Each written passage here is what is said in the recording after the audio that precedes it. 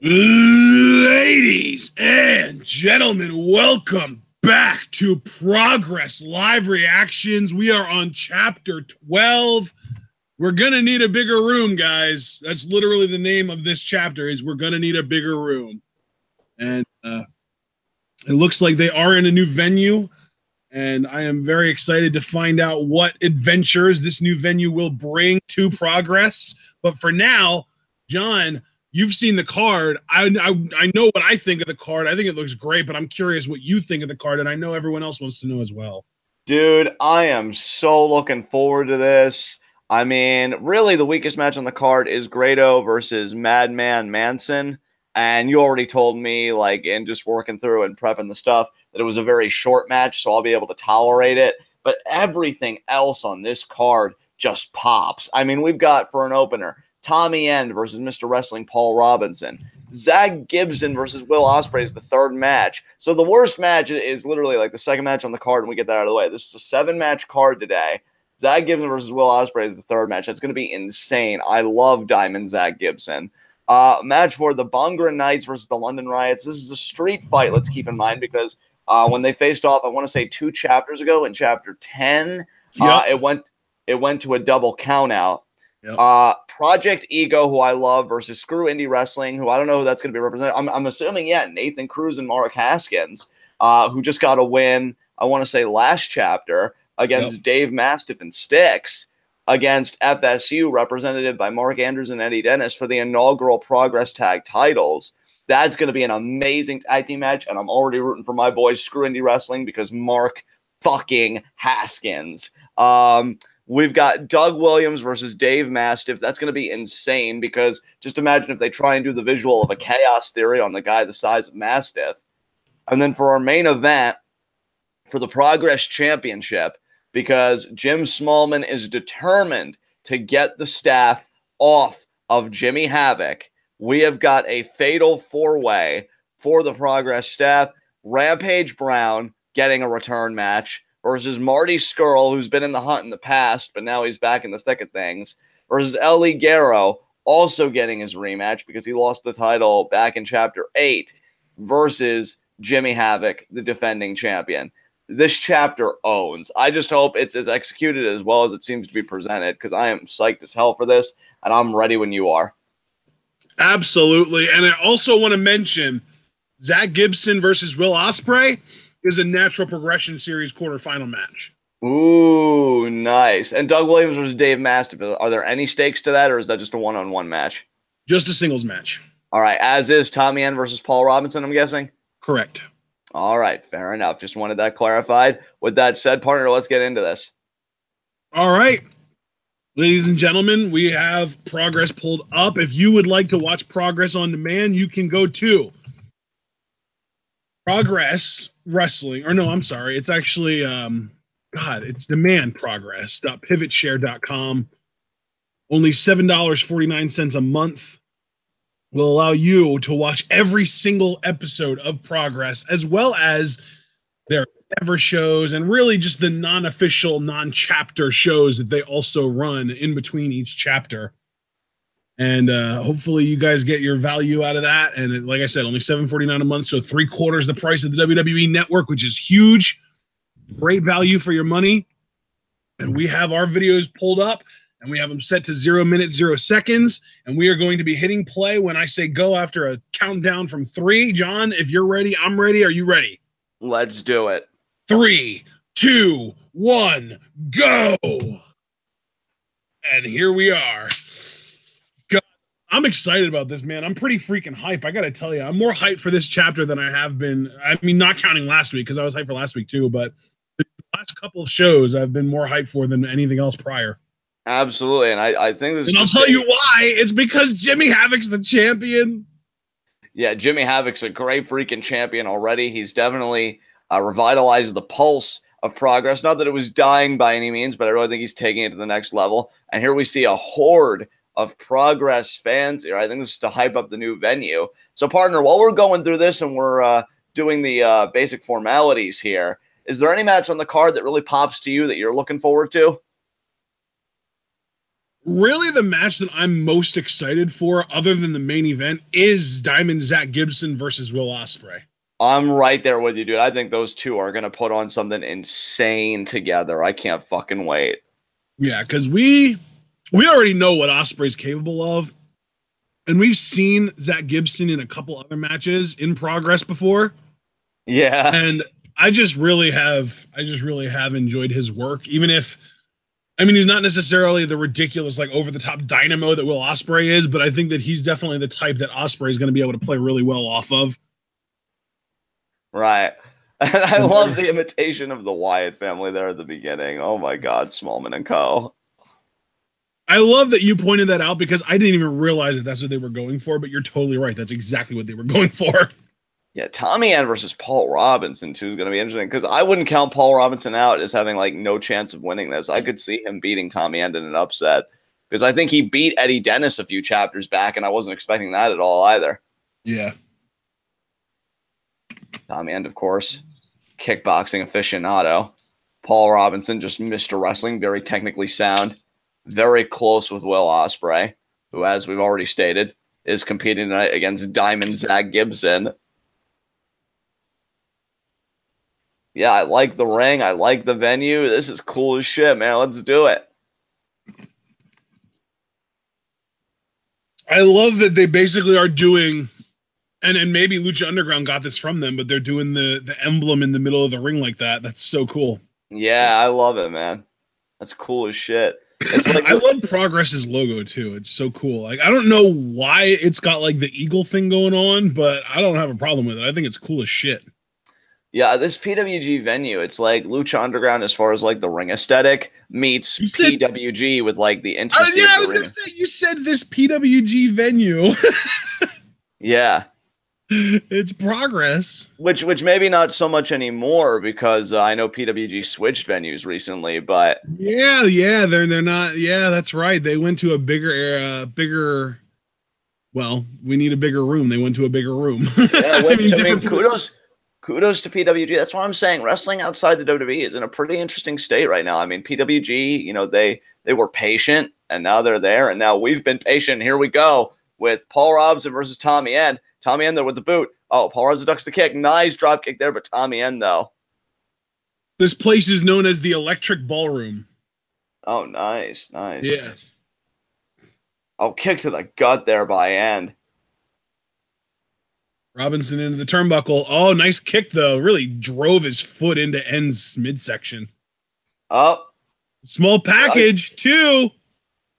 Great pin transition there. Oh, could be a crucifix. No, sunset flip into the pin again. No, Robinson couldn't get the job done. I think it's true sunset flip. Woo!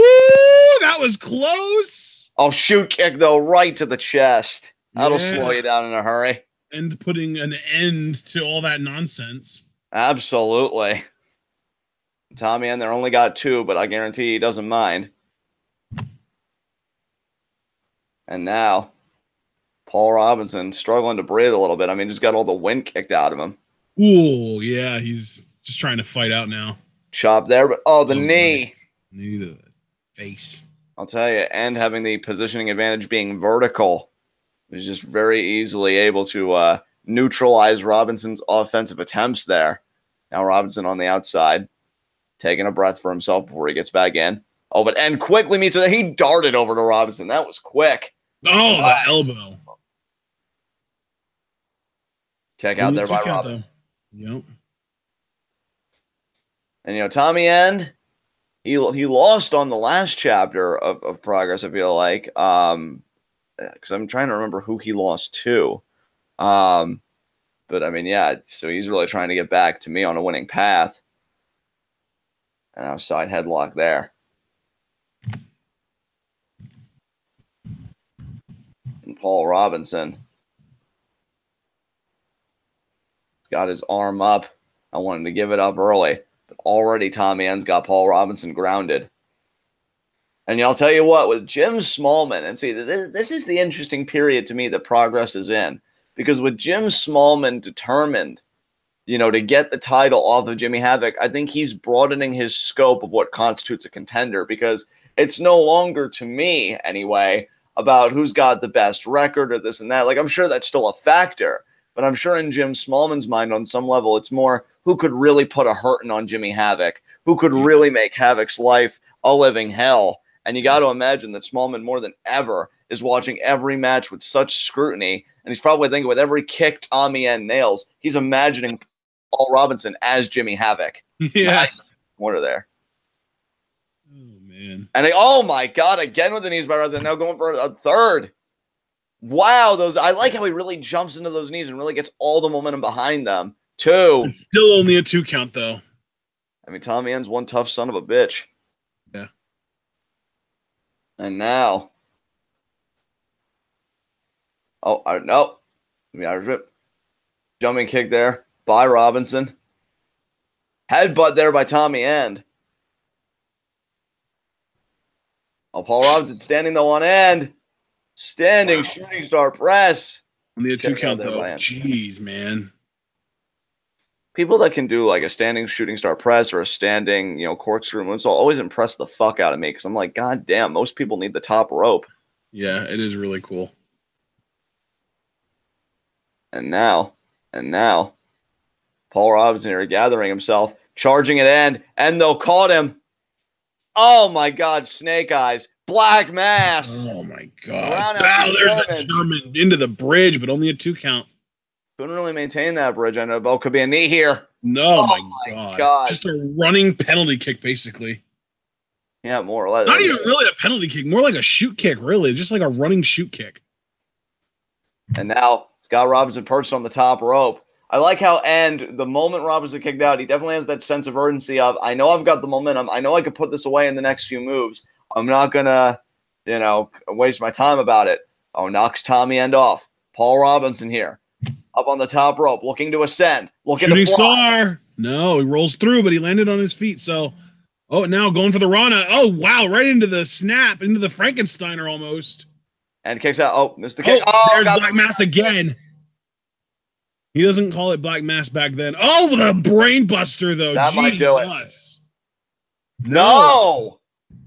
Oh, but End again with the urgency. I'm loving the urgency here from End. Stop. Doubles up. That's going to do it. Sure. Now it's over. 1, 2, 3. I'll tell you, Smallman had to look at that. I think that was one of the more impressive victories that End got because when he had control partner, he didn't let up for a second. Yeah. That was impressive. I wish more people had End's killer instinct, I'll tell you. Yeah, for sure. Because he knew that he had turned the tide. He knew, look, I've got Robinson on the defensive. This is a very technically proficient performer. This is a guy that could come out of nowhere with a pin or just an impact maneuver or something that could put me down. But if I've got him on the defensive, I'm going to put this away. I'm going to notch another win in my belt. And I think the guy that End lost to last time, we saw him in the ring, was Rampage Brown. So End needed this win to really get back on track. And there you see the show of respect there. But, man, if Jimmy Havoc happens to walk out with the title tonight, Smallman's got to be eyeing up Tommy End as a guy that could kick his head off, double stomp him in the midsection, drive the air out of him, and take the staff from him. Yeah. There you can see. Smallman's even looking at him like, I see big things for you in the future, son. Oh, he's getting a mic. We're gonna get a Tommy End promo. This is not. I would hope with the new venue, the audio quality's improved. Yeah, no kidding. I mean, I can hear the fans audibly enough.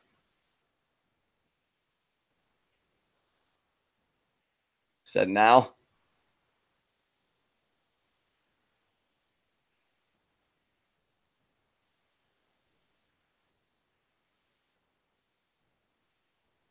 Holy shit, he says about progress. He's probably reacting to the crowd's response.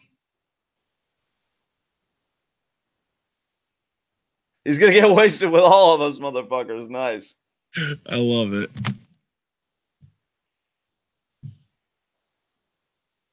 And here's your favorite match, John. Here you go. Let's get this the fuck out of the way.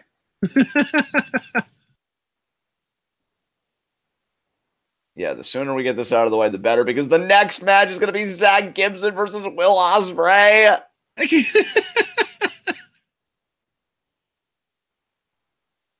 Oh my God, Grado. Nobody cares.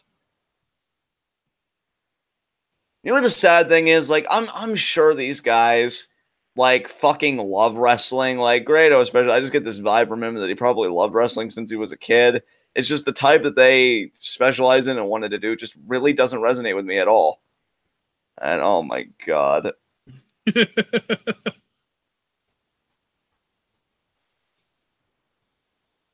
So, who's looking forward to Superstar Shakeup Night 2 tonight, huh? Yeah, it's totally gonna be fun. Oh god, please Seth or Andrade or both. God, if it's both, oh my god. Dude, if it's both, do you realize we can get Andrade versus Seth as early as Backlash? Like, yes.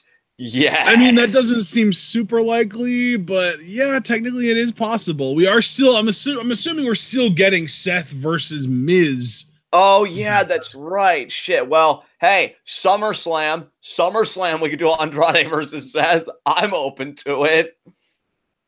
Oh, man. Yeah, just having this intense stare down. What is Madman Manson even holding? Kudos to me for even pronouncing that right as quickly as I did. I know. I'm so used to saying Madman Mason or Mad Mike Mason. Yeah. Now, Grado and Madman Manson both looking confused. God, it requires such a degree of focus to be able to say that correctly. Hey, man, I'm doing my best. You know that I'm doing my best when I'm even trying for this freaking match as best as I can. Yeah. Fight already! God! Oh, my God. I can't wait for Diamond Zack Gibson and Will Ospreay to tear the fucking house down. Yeah, give it to the ref because foreign objects are wrong. And now putting the hand out. Get him in a cradle. Get him in a cradle right now for a 3 count. Oh, my God. You're not posing for a promotional poster, you marks. They're doing it again. Seriously? They think this is funny, guys. Come on now.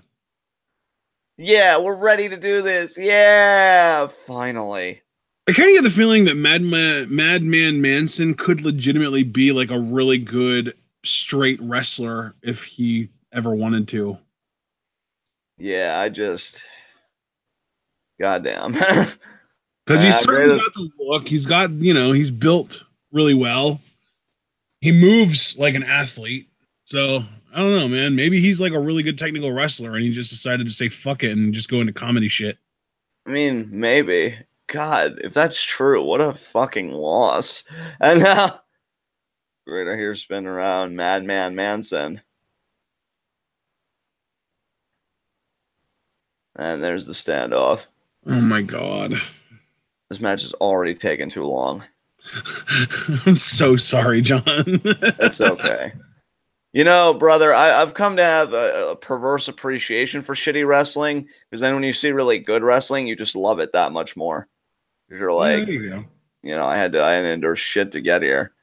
And now, oh my God, how is that even effective? What purpose does this? Oh my God. See, this really is where my inner cornet comes out because this is the stupidest fucking shit. Like, Jesus Christ. Hey, it was great how you used the ref. Oh, are we so good at this? Oh, please. Please fucking do something. Oh, my God.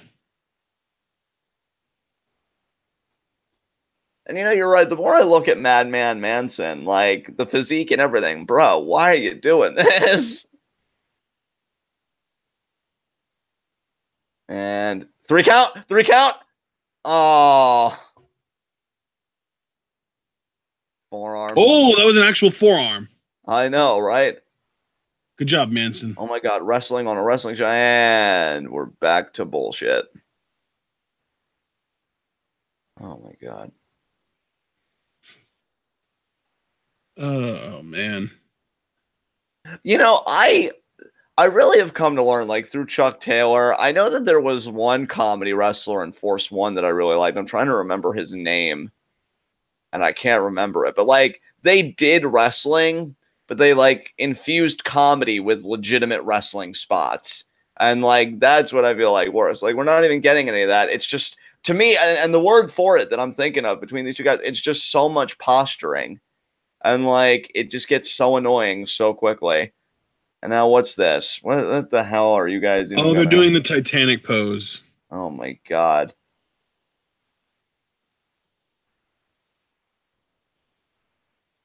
Don't encourage them. Oh my God. The crowd is singing. Oh no, it's actually playing over the loudspeakers. Oh, okay. The Titanic song by Celine Dion is actually playing over the loudspeakers. My Heart Will Go On, that's what it's called. And yeah, Grado. Honestly, I would have so much more respect for him if he just back superplexed Madman Manson right now. The referee's going to suplex both of them. Good. Oh my God. Pin him. One of you pin the other. End my suffering. Jesus fucking Christ. No, still no pin, and it's still fucking going. Yeah, don't you fucking fall asleep on me, Rev. You have no fucking right. You stay awake and you see this through to its end. Oh, you will. You will finish it. Hit him with it. Hit him with it. I don't care that it looks like a piece of know-nothing shit. Just hit him. Yes. Pin him. Pin him now. He's not going for the pin. Oh, my God. We actually had a wrestler. These are the times I fucking hate wrestling, like, viscerally. Jesus Christ. Oh. See, Brandon Best gets it. He even just said in chat, well, not just, but he even said in chat, Yano works because his comedy is designed to win matches while not expending energy. Like, his whole thing is, how can I win matches as cheaply and as quickly as possible? Wait, did he use ketchup or something? Yes. The fuck? Oh my God. Please. Please. Oh! God, and then you do like the fucking packet. Like, this thing is fucking trash. This is a fucking parody of pro wrestling. Oh my God. Now this is stupid comedy. Like Chuck Taylor, quality comedy. Yano, quality comedy. This, please end it. Please let that. No, he's back up again. God damn it. Just do the stunner. Okay, now. Oh, he's still up again. Jesus Christ. What's it going to be this time? Pedigree? I think he's going to do a pedigree. Yep. Yep. This is literally a parody of pro wrestling. 1, 2. Okay. Oh, thank God. Yep. It's over. Yep. Please move on to the next fucking match, please. God, that was painful to sit through. It really was.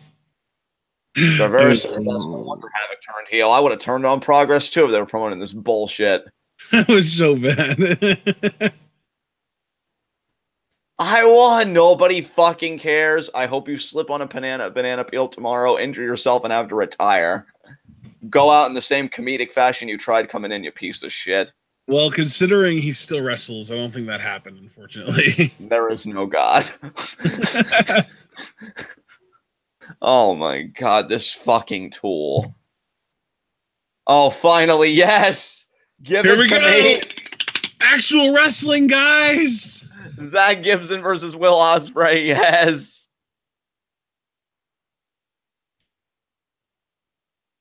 Oh.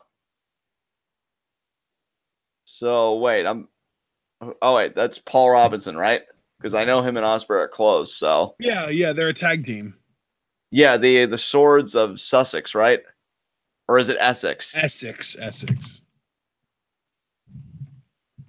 Swords of Essex, who really had a great match last chapter against F.S.U, but F.S.U won, which is why they're in the triple threat tag title match tonight. Oh, Zack Gibson. He looks so different. Yeah, he got his hair cut. That's pretty much the only difference. Yeah, he looks like he got taller, though, to me, at least. I don't know. He's always been a little on the taller side. Regardless, I'm definitely excited about this. I mean, I shouldn't say always because I'm sure he was a child once, but ever since we've been watching Progress, he's been on the taller side. I love how you said that. I'm sure he was a child once. I mean, there might have been a chance he got birthed fully formed, but you know, I've pretty never heard confident of he was it. a child. I've never heard of that happening, but I'm not one to dismiss possibility. There you go. That's a healthy attitude. Is it really though? I mean, I don't know. I feel like statements like that, if somebody was checking out 12 for the first time and they're just like, oh, he might have been a child, like our credibility instantly dashed. But I would say worth it. Yup. You got this, Ospreay. Remember, Mark Andrews picked you to come back here, so don't fucking blow it. No pressure. So who you got on this partner, Ospreay? Yeah, well, I don't know. I think I'm gonna stick with Ospreay, but I don't know. I wouldn't write it. I think there's a distinct possibility that they could literally just have Ospreay be in this match for the sake of being like, hey guys, Mark Andrews got Will Ospreay back into Progress, and just have him lose immediately because he doesn't have to win in order to stay in Progress. The whole thing was he's back, hooray! Yeah. So they could very easily just have him lose immediately. Is that a bald spot on Zack Gibson? I don't know. It might be. You know, honestly, the idea that he wears it with such confidence, respect. And as for me, you guys know my feelings. I fucking love douchebags. And last we saw Zack Gibson, he was peak douche. So I got to go with Gibson here. I didn't even know that. Yeah, he was still very much a heel and very much into himself, from what I recollect. So, I didn't remember that at all. You got this, Zack. Nice roll through there on the wrist lock. Oh, nice carry. They're using the leverage, and now he has control of the wrist. Brilliant, Zack. Brilliant. Now we got like a Greco-Roman knuckle lock of sorts. Ospreay keeping his shoulder off the canvas.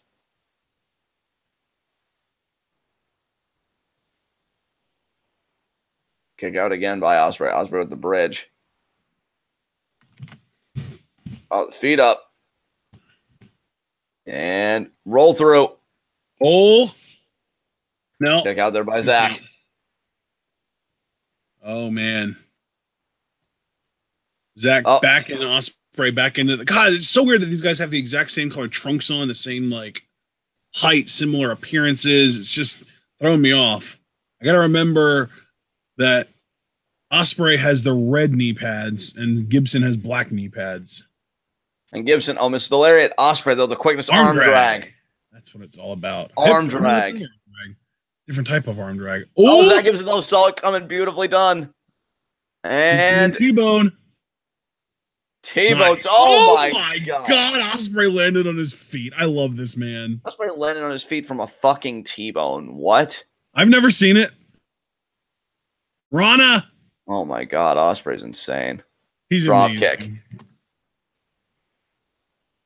You know, that is one dream match that we'll probably never get. Ospreay versus AJ Styles. I'd love to see that shit. Oh, that's depressing. Yeah, right. Killing the mood. And oh my God, Will. Jesus Christ. I love that people be like, oh, you know, the human body has its limits. And then Ospreay's like, well, hold my beer because I'm about to prove you wrong. Yeah. Oh my God. Imagine somebody with the just athleticism and everything of Ospreay and just the physique of a Scott Steiner. Best pro wrestler in the world by WWE standards. Would they be as good at promos as Scott too? Yeah, we'd have to give him the Scott side of the promos. Yeah. Get out the phone, YouTube bitch. I'm world famous. Oh, Scott. That Gibson is going to be... Oh, that was nice.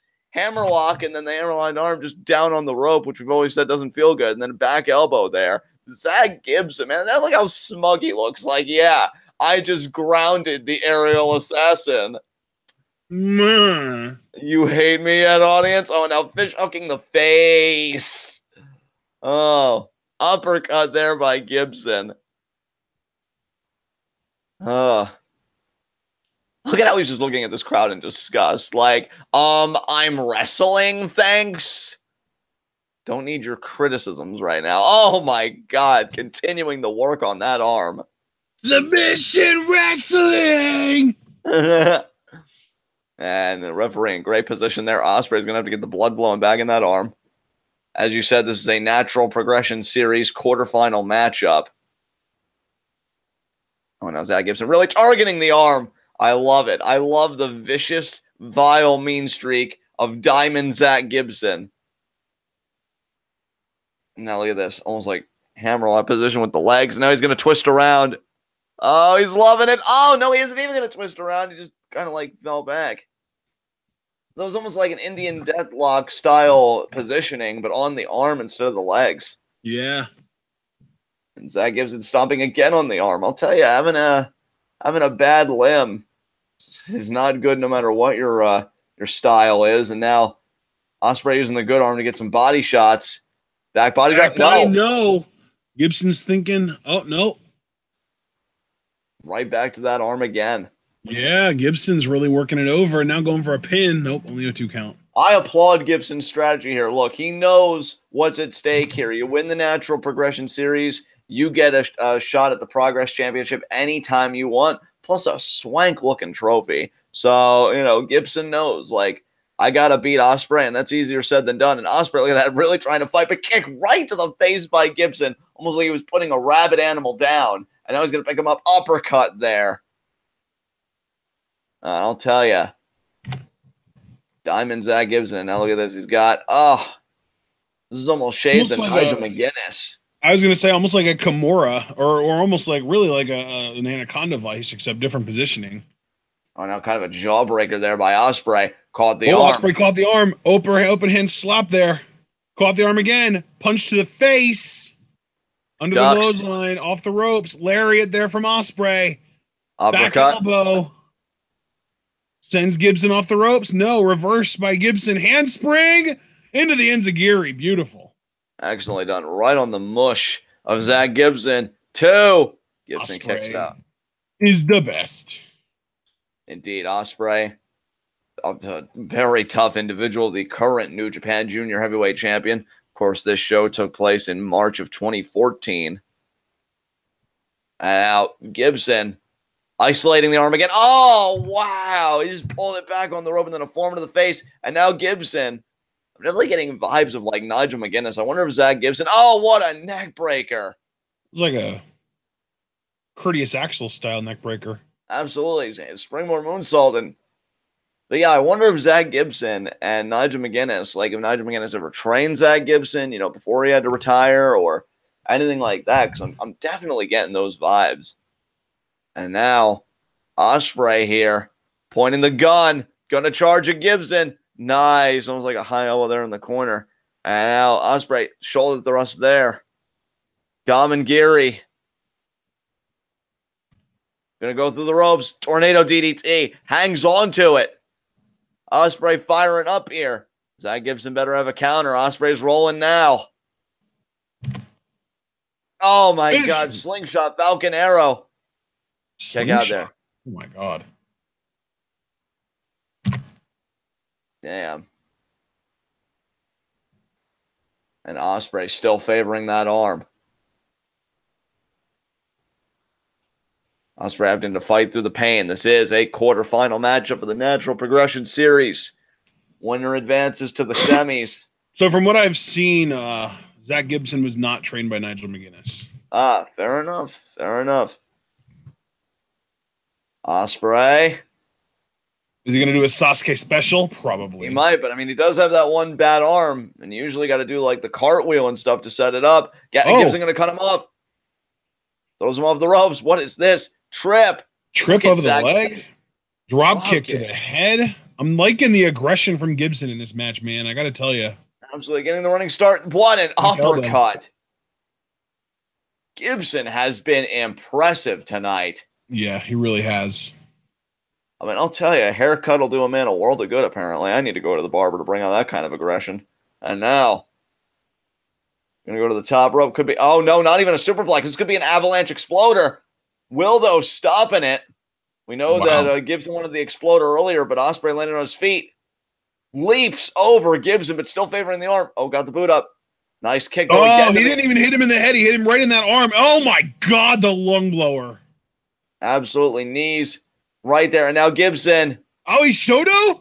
Oh, no, just a cross-legged suplex. That one fan hit with his hands like his surrender cobra was awesome, too. Oh, my God. Yeah, that one fan is me right now. He's just freaking out over the great wrestling we've gotten here. The guy in the white shirt? Yeah. He's just like, oh, my God, this is the craziest thing I've ever seen in my life. And now Ospreay needing to recover here, needing to get back on the offensive. This is quite intense now. And now Zack Gibson, double arm underhook. Ospreay defending. Oh, my God. Right to the head. Jesus. Gibson not giving one iota of a care about Ospreay's welfare. Double arm underhook again. No, he got him up, but Ospreay lands on his feet. There's an enziguri. Oh, is that like a zigzag? It was like a complete shot, I think. And now Ospreay. Oh, but Gibson, though, look at that, the recovery. Oh, wow. And crotches Ospreay, throat slit. Gibson wants this bad. Hey, I mean, I hate to call Will out, but he may want this more than Ospreay. Avalanche Exploder. That was the big move of the match Gibson was looking for. This may be the beginning of the end. Oh, and Gibson even saying, this is it. Whatever he's thinking, this is it. Oh, but Ospreay, though, with the boot. Could it be the Os Cutter? Cutter. Standing shooting star press, too. Kick out by Gibson. What a match. Oh, my God, this match. Yeah, this was before he used the Os Cutter as his finish. This was when his finisher was an imploding 450. Well, I mean, I don't know if Gibson's in the proper positioning for the imploding 450. And now Ospreay looking around. Ospreay may be wasting too much time, though. You've already got a bad limb with the one arm. And I wouldn't be gesturing. And you see Zack Gibson there. Very wise of Gibson, creating that space between him and Ospreay, making sure it's not close quarters, at least as far as aerial maneuvering is concerned. And now Gibson, look at that. And now with the positioning, too. Oh, and Paul Robinson. I forgot he was at ringside, to be honest. Feet on the ropes. Oh, but now Ospreay. Oh, the low blow. Sends Ospreay into Robinson. Kick to the gut. He was trying for this earlier. Power bomb. Tiger bomb. PK. That low blow. And now, oh my God. Right back to the submission hold. And Ospreay tabs. Gibson wins. Wow. I fucking love douchebags. Yeah, keep the hold applied. Break the arm. Yes. He calls that move Shankly Gates. Shankly Gates. I'll tell you what, man. Gibson with an impressive win. I'd be willing to call that an upset, personally. That was something else. And Zack Gibson now, I mean, coming back here with just a renewed sense of aggression and attitude. I got to tell you, I almost feel like this is Zack Gibson 2.0, and I like it, partner. I like it a lot. Yeah, I'm digging it, man. I'm digging it for sure. And you know what? The most intelligent moment that Zack Gibson had in this match, he didn't get overly flustered when Paul Robinson got in his face. He saw an opportunity. He did the low blow. And, oh, Ospreay shoving Robinson away. You got to wonder if Ospreay resents Robinson at all for costing him that match. Now Robinson explaining himself. Yeah. I did not expect. I didn't even think about it, but in a roundabout way, Robinson's interference, even though it did save Ospreay in the immediate, if he would have just backed off, it would have been better off for Ospreay because his distraction of the referee is what allowed Gibson to get that low blow on Ospreay. Exactly, and it was the beginning of the end from there. And Ospreay so frustrated. You know, Mark Andrews really invested in him. Ospreay was hoping to go all the way, win the Natural Progression Series, get a shot at the Progress Championship.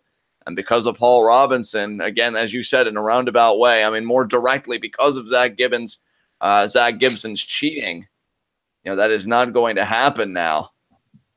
And there's the handshake, the hug, the Swords of Essex wanting to rebound from this. I know Ospreay's got to be frustrated, but what a match that was. And we're rolling right along with the street fight. Oh, man, we're doing this. We're doing this, dude. You think the London Riots feel slighted at all that they're not competing for the Progress Tag titles to determine the inaugural Tag Team Champions? Well, there was a tournament that they didn't win.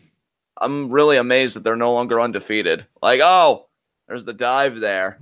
Wasn't the Bhangra Knights versus the London Riots that same tournament matchup, though, so then neither advanced, and that's why we're here? Oh, yeah, that might be true.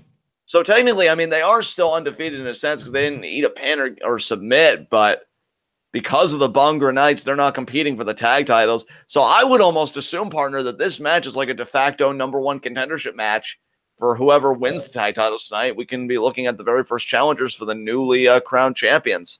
Yeah. And Bhangra Knights already taking advantage of the stipulation. You know what? This reminds me a lot of the Hunter Brothers strategy when they were in a street fight environment against the London Riots. Just get the weapons out early, try and isolate them. Davis there with the back elbow. Oh, dazzling Daryl Allen and RJ Singh. Oh, working together here. Lynch there gets shoulder thrust. And now, look at that, right into the single leg. Oh, it's going to be the single leg Boston Crab and the camel clutch. Oh, no, yeah. Nice double submission there on Lynch. Oh, but Davis. Oh, there's Davis. Davis caning both men here. Yeah. I like that aggression from Davis. Like, he was looking out for his partner.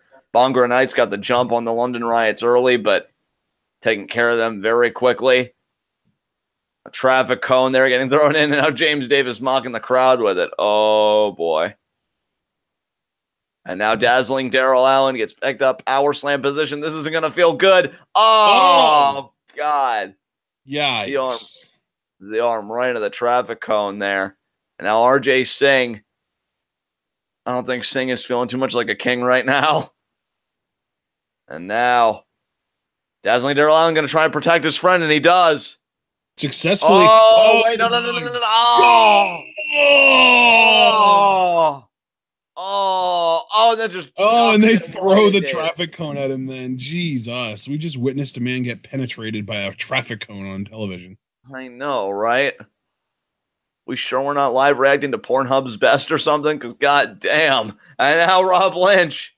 Belly to belly. What a belly to belly there to RJ Singh. That's some Reddit 50-50 material. Oh, God. And now we've got almost like that tire plate, the spoke. Oh, right to the skull. God. And now dazzling Daryl Allen getting choked here with the paddle by James Davis. And I'll tell you, if that was out of context, I'd probably get a lot of weird looks right about now. And now Rob Lynch. Oh, God, we're back to Davis, though, and he just slammed Allen on the hardwood floor. And then Lynch just hit RJ Singh with something. I don't know if that looks like a keyboard or something. And now, the drop kick by Singh. Singh's got to keep it going here. Boot up there by Lynch. Damn. Lynch on the top rope or no, middle rope. Oh, my God. And now Davis and Allen. Frankensteiner there. These two going at it. No countouts, no disqualifications. Must be a winner here. Because a few chapters back, these two teams went to a double countout, and the fans demanded that Jim Smallman do something about it, and this was his solution. Davis now in the ring with Allen. I'm guessing pinfalls can occur. They have to occur in the ring, I'm assuming, but any member of either team could pin the other. There are no tagging in and out, it seems like. It's just going to be a free-for-all tornado style. And now, oh my God. A crutch used right in the midsection, too. Check out there.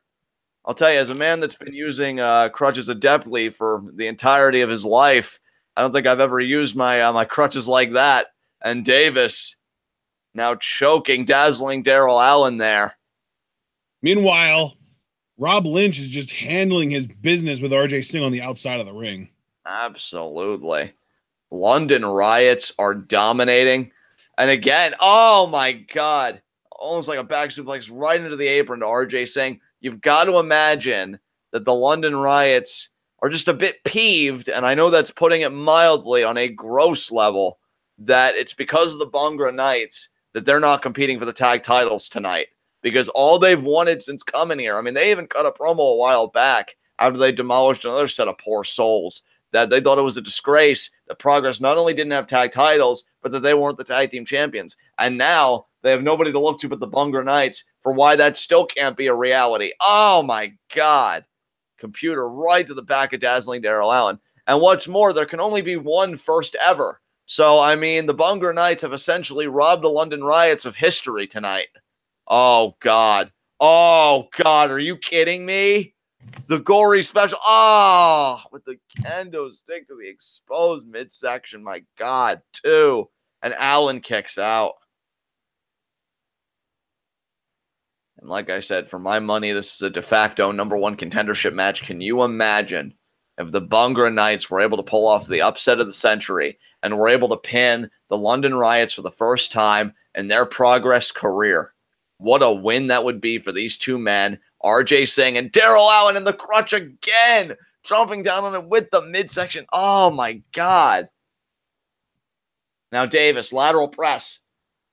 Kick out by Darrell Allin. That was barely a kick out, though. I'm telling you, Allen's got to be hurting everywhere, partner. And when you've got a man the size of Davis kind of, imposing himself on you in a pin attempt, that's a lot of weight on you to bear, and just you're struggling to breathe, and I'm actually amazed Allin was able to kick out there. Headbutt. Now he's choking Allin with the boot. Lynch on the other hand. Now he's back in. Now this could get even more dangerous because they could be doing a double team here. I mean, Allen's absolutely isolated. Singh's dead on the floor. I mean, he's got a little bit of movement, but he's not exactly hopping up to his feet here. Damn, look at the choking, man. Absolutely. Oh, and then just tosses the remnants of the destruction right on RJ Singh, keeping him isolated. And this is the smartest thing the London Riots could do. Just because it's a chaotic environment with it being street fight rules doesn't mean that cohesion can't enter the equation. That's exactly what the London Riots realize. And now here's a more festive-looking crutch. Oh, my God. I got to talk to an artist and maybe get my crutches on that level. That looks fancy as hell. But yeah, Dazzling Darrell Allin. Oh, that wasn't smart. He just spit right at Rob Lynch. And now he spits right back on Davis. Spear! I knew that. You had to know he was going to get out of the way for that shit. Well, Dazzling. And now RJ Singh, umbrella. He ain't no Mary Poppins, folks. And again, right to the head of Rob Lynch. Yo! Tiger feint kick. Oh, man. Jumping backstabber. Damn. Dive through. No, caught. What a suplex by Dazzling Darrell Allin. Jesus, where do the Bhangra Knights get this from? Yeah. I don't know if adrenaline kicked in, partner, or if they just knew it was do or die and they decided to do rather than die, because that was crazy, that sequence just now. And that might have been a sequence worthy to turn the tide. We'll see, though. Oh, my God. Traffic sign right across the back of Rob Lynch by RJ Singh. Yeah, that's great. He's going to pull him out. Sets the sign down. RJ Singh here. Darrell Allin cheering his partner on. He makes the ascent. And Swanton. Oh, that's got to suck. Can't feel good. I mean, you got to wonder if RJ Singh hurt himself more because, his back got more of the sign than I'm assuming Lynch did. And now Darrell Allin, I hope he's keeping an eye on James Davis because defense is key in these moments. I would not be posing right now. You haven't won the match yet. And now, RJ Singh and Darrell Allin.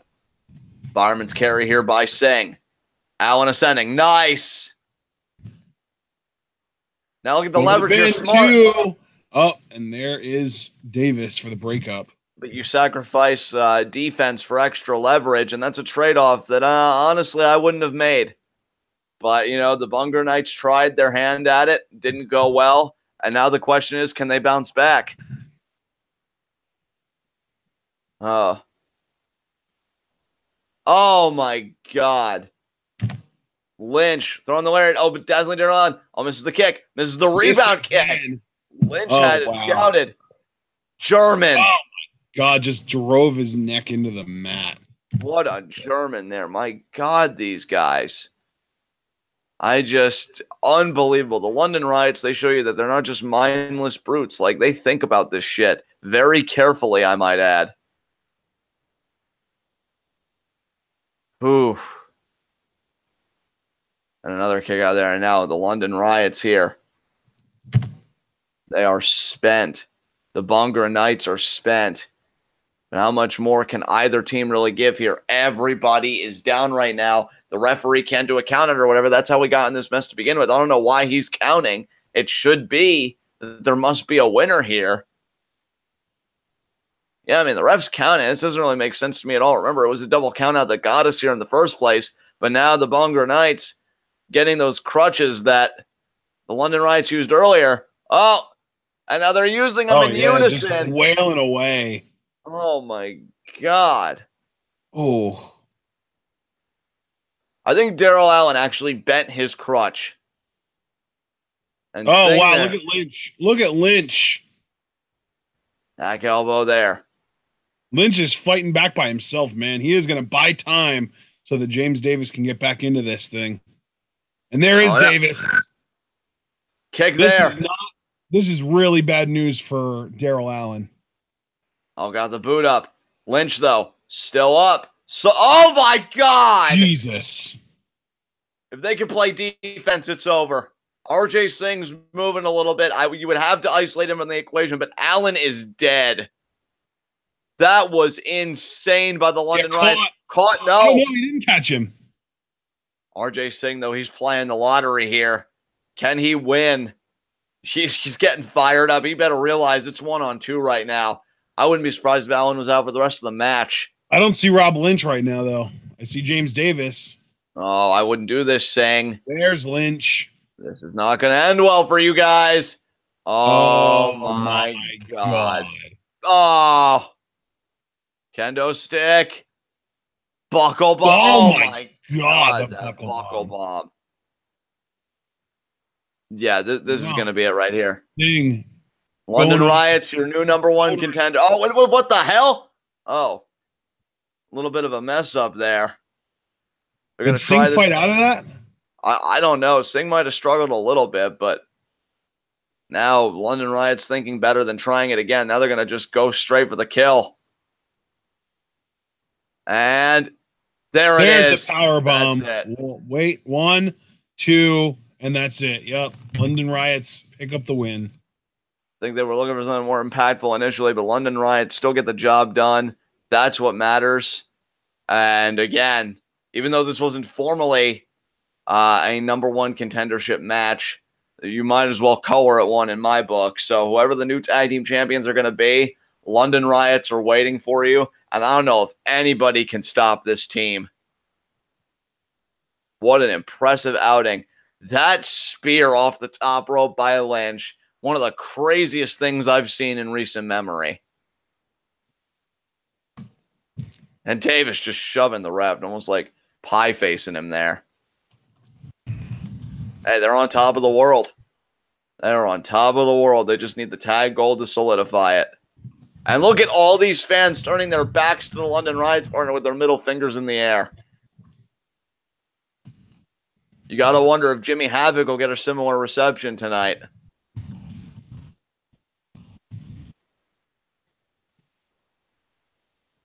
And now. Oh, wow. Oh, wait a minute here.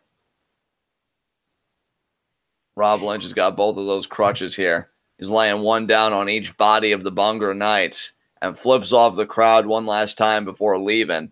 The idea that so many people showed their backs to the London Riots just shows you how hated this team is, but that doesn't stop them from being any less effective. I mean, these guys are just so dominant. Yeah, and the wreckage left in the ring, courtesy of the London Riots. Bhangra Knights gave one hell of an effort, though. Can't take anything away from them, but now Jim Smallman slowly going to get back in the ring here. Daryl Allen pushing the crutch away. He's got to be frustrated with that loss.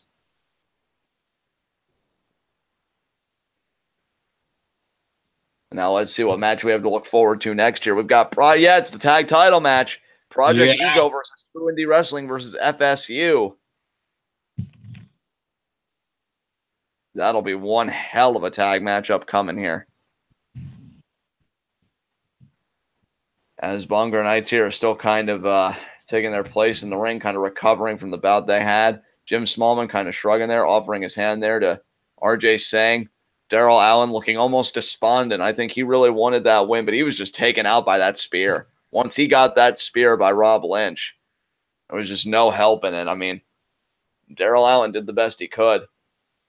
Both of these men did. And Jim Smallman even comforting Darryl Allen there, said, you did great. I'm sure we'll see these guys again.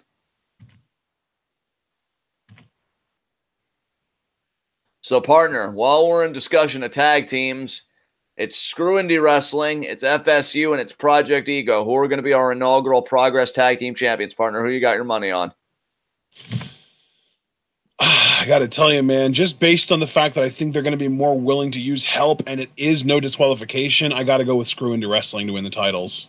You already know I feel the same way. I think Mark Haskins and Nathan Cruz, they showed when they worked together, albeit very tentatively, to beat Styx and Dave Mastiff, that really got the job done. And Nathan Cruz could be a history maker again. I mean, Nathan Cruz was the first ever Progress champion, and now he could be one half of the first ever Progress tag team champions. I mean, he's going to have another nickname after tonight if he wins. It's not just going to be the show stealer, but the history maker, Nathan Cruz. Has a nice ring to it, I think. Oh, absolutely. And Jim Smallman now giving the rundown. Everybody already in the ring. Honestly, I think the only team that I am counting out here is Project Ego, because basically they are like, there are two heel teams here. We've got Project Ego and Screw Indie Wrestling, but Project Ego, even though they are like a heel team, they're like a mild heel team. You know what I mean? Like they don't go far enough with the heel stuff. And then you've got Screw Indie Wrestling, who are like far extreme, like heel as hell. And Project Ego looking psyched. And of course, F.S.U are the only faces in this match, so that makes them stand out too. So Project Ego are the only team that I'm really counting out of this. Right. And she got a streamer thrown at her. Oh my God. She's trying to do introductions for Nathan. Show some respect for your first ever Progress champion, you toads. And look at Mark Haskins. He knows he's like the most superior athlete in this match. He's just like, Mark Andrews, you're good and everything, but I'm another kind of Mark. I'm Mark freaking Haskins. And I like the Progress Tag titles. It's like a split shield. It's almost like we come together and we're unstoppable. Almost would have been apropos if F.S.U was still called Team Defend. But I digress. There you see Mark Haskins counseling Nathan Cruz in the corner there.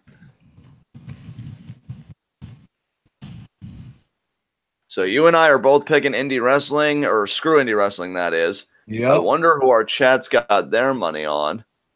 I don't think that they've said anything yet. Yeah, no, they haven't.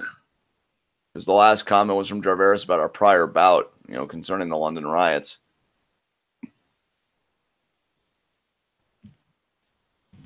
This woman is still talking.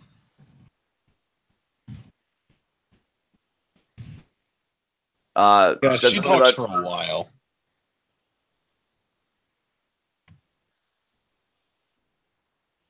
Oh, she's talking about some disgusting, vile bastard.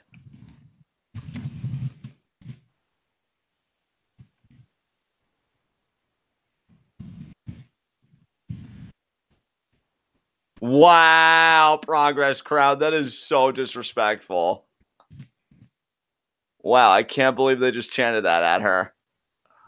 And Jarveris is picking F.S.U to win. What are they chanting at her? Take your tits out. Oh, wow. Like, I'm not friends with this. Oh my God. All right. I mean, hell, I guess kudos to her for getting heat, but goddamn.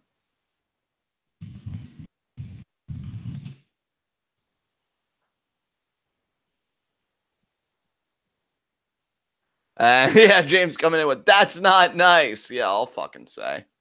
God damn.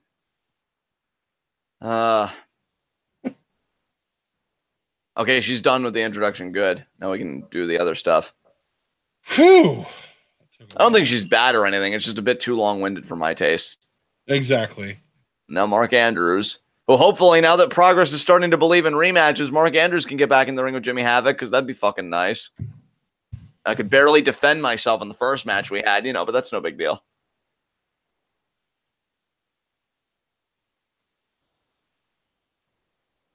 Oh, this match is going to be insane, though.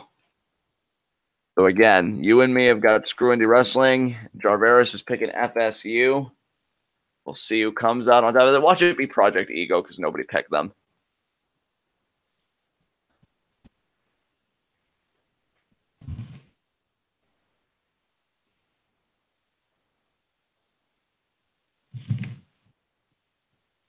And, oh man, Eddie Dennis is feeling himself. See, and Mark Haskins, I love that he's just had the same expression the entire time. But no, Eddie Dennis got a mic now. Oh, he's introducing Mark Andrews. That's cool. Mark Andrews getting so pumped. Yeah, they're introducing each other. Oh, the one true Progress champ. I love that they're not letting that go. Yeah, that is pretty cool. Don't you let it go, Mark. You know you got screwed.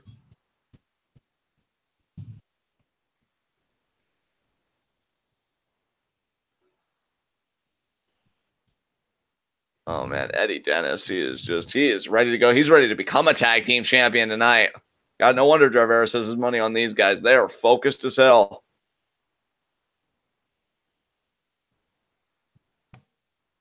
And this crowd showing their respect to F.S.U. So is Project Ego going to do their own intros now as well? I don't know. They might actually let Progress's ring announcer do their intros for them. I don't know. And now the referee's getting tied up with a blue streamer. And Project Ego is helping. Or at least Chris Travis was helping. Do you notice, though, Scurll Indie Wrestling are the serious competitors here, because they're not going to be, reduced to the behavior of these derelicts. They are looking to win the Progress Tag titles. I guess those are the Progress Tag titles right there. Yeah. The shield-looking thing. Now Mark Andrews on the apron. So Eddie Dennis is going to start this match for his team. Chris Travis going to start for his team while Martin Kirby waits on the apron. And for Scurll Indie Wrestling, who's going to start? Nathan Cruz.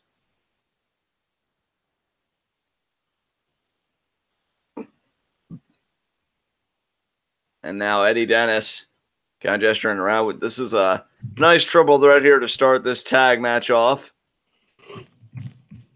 Gotta tell you, Eddie Dennis, though, I think is one of the most gifted performers in this thing, because a man of his size being able to do what he does, dude's a freak. And now we've got about to say we got a triple lockup, but Travis breaks it early. And look at Travis here. I don't know if he's digging in his trunks or what he's doing, but he just pulled something out. Extra wrist tape? Yeah. And Mark Andrews is like, yeah, that's cool with me, I guess. That's fine.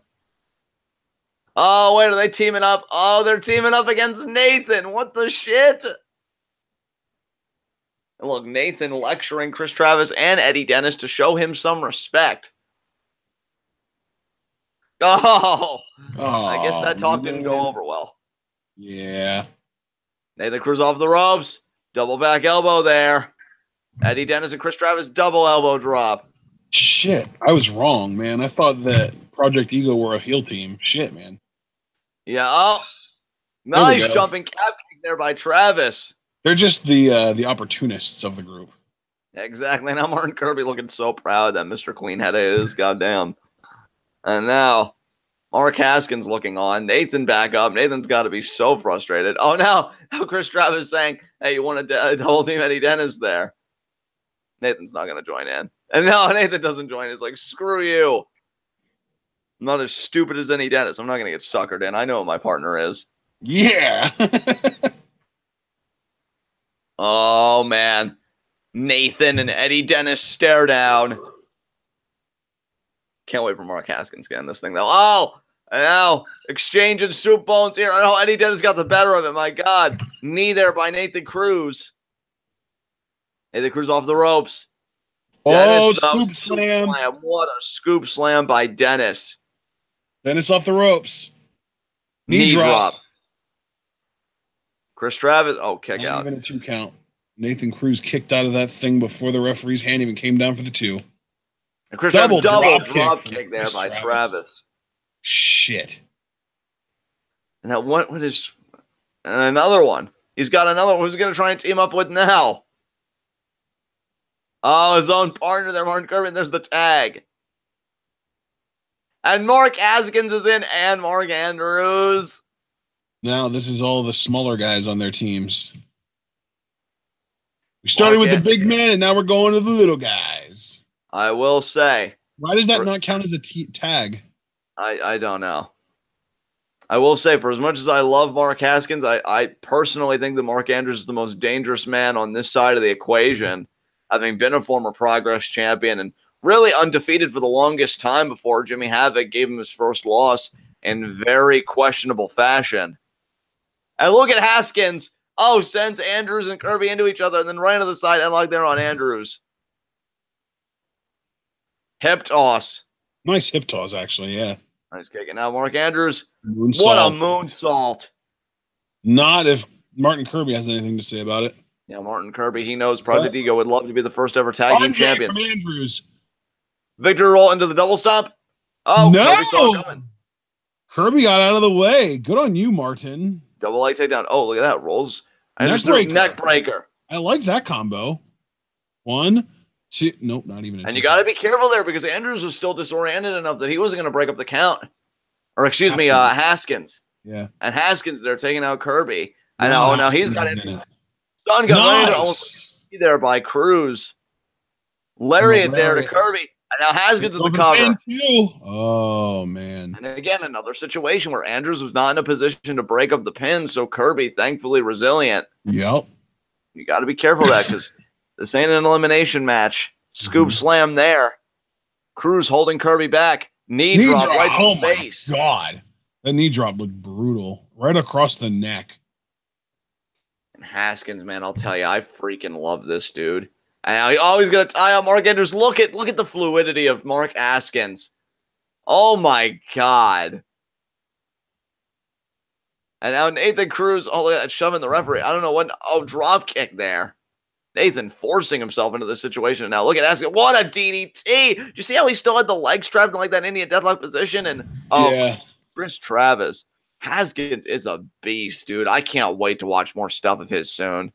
It really can't come quickly enough. Scoop slam there. Tag back into Nathan. Screw Indy Wrestling is cooking on every conceivable cylinder right now. Now they're using Mark Andrews. Slingshot. Moonsault into Kirby there. They're looking like tag team champions from my vantage point. Kirby, they're kicking out. Now Nathan. Got Andrews. He's such a young competitor, but he's bringing Andrews back over into his corner. He's going to grab Martin Kirby and maybe do the same thing. No, forearm. He's letting Mark Haskins restrain Mark Andrews, and that allowed him to send Martin Kirby into him. And then the forearm on both of them. It was basically because of the way he positioned his arm. It was like a punch to Kirby and an elbow to Andrews. And now Haskins is in. I think Screw Indy Wrestling is looking like the most adept team in the match right now. Andrews there with the forearms. Come on, Haskins. Shut it down. Oh yeah, Haskins grabbing Andrews here, preventing him from getting to his partner. Oh, the strength of Haskins. Oh my God. That's awesome. Fucking love you, Haskins. Oh, and it took both Travis and Dennis to make something happen. But Haskins again, though, not to be denied, cuts Kirby off at the pass. Irish whip in the corner. Sends Kirby into no man's land over there where nobody else is around. And there's the boot from Kirby. Oh, Haskins went in. There's the tag. Chris Travis is in now. And I believe both marks are not anywhere near their respective team's corners. Nice spin kick from Travis. Nice. What is that, a spinning heel kick? Absolutely. And now, oh, what a knee. Face. Wow. God damn it. I keep getting angry watching how awesome Chris Travis was because I know that he's not around anymore. I know, dude. It's so depressing. It is, because he was freaking great, man. Like, honestly, and I don't mean this to sound morbid, but I'll be eager for the day when we get to progress chapters where we don't have to worry about Chris Travis anymore, only because I don't want to have to keep reliving the pain of, like, realizing, oh, wait, he's no longer here. And he's amazing, yeah. Dennis there with the lariat. Another lariat there. Eddie Dennis now. Oh, inverted atomic drop. God, atomic drop. And now off the ropes. Lariat. Lariato! Eddie Dennis firing up here. There he is. And now, uppercut there. Haskins sending to Travis. Fireman's carry. Oh, catches Travis. We gonna get a Samoan drop follow a slam, baby. And yes, there we are. And you know what's really brilliant about it is that Haskins was the Samoan drop, so he didn't go into his own corner to be able to tag Nathan Cruz in. That's an excellent insight, partner. Look at you. Ashton on the spot. As Eddie Dennis there could not pin Haskins. Nathan Cruz is damn near apoplectic right now. I think he's really starting to worry about the state of this match. Yeah. And Eddie Dennis is fired up. Could be a chokeslam here. He's got the arm out. Throttled Travis by the throat. Throttled Haskins. I like Eddie Dennis as a wrestler, but he looks so much like Dane Cook in the face. It's unbelievable. Yeah. Haskins off the ropes. Oh, Cruz, I think, stole the tag.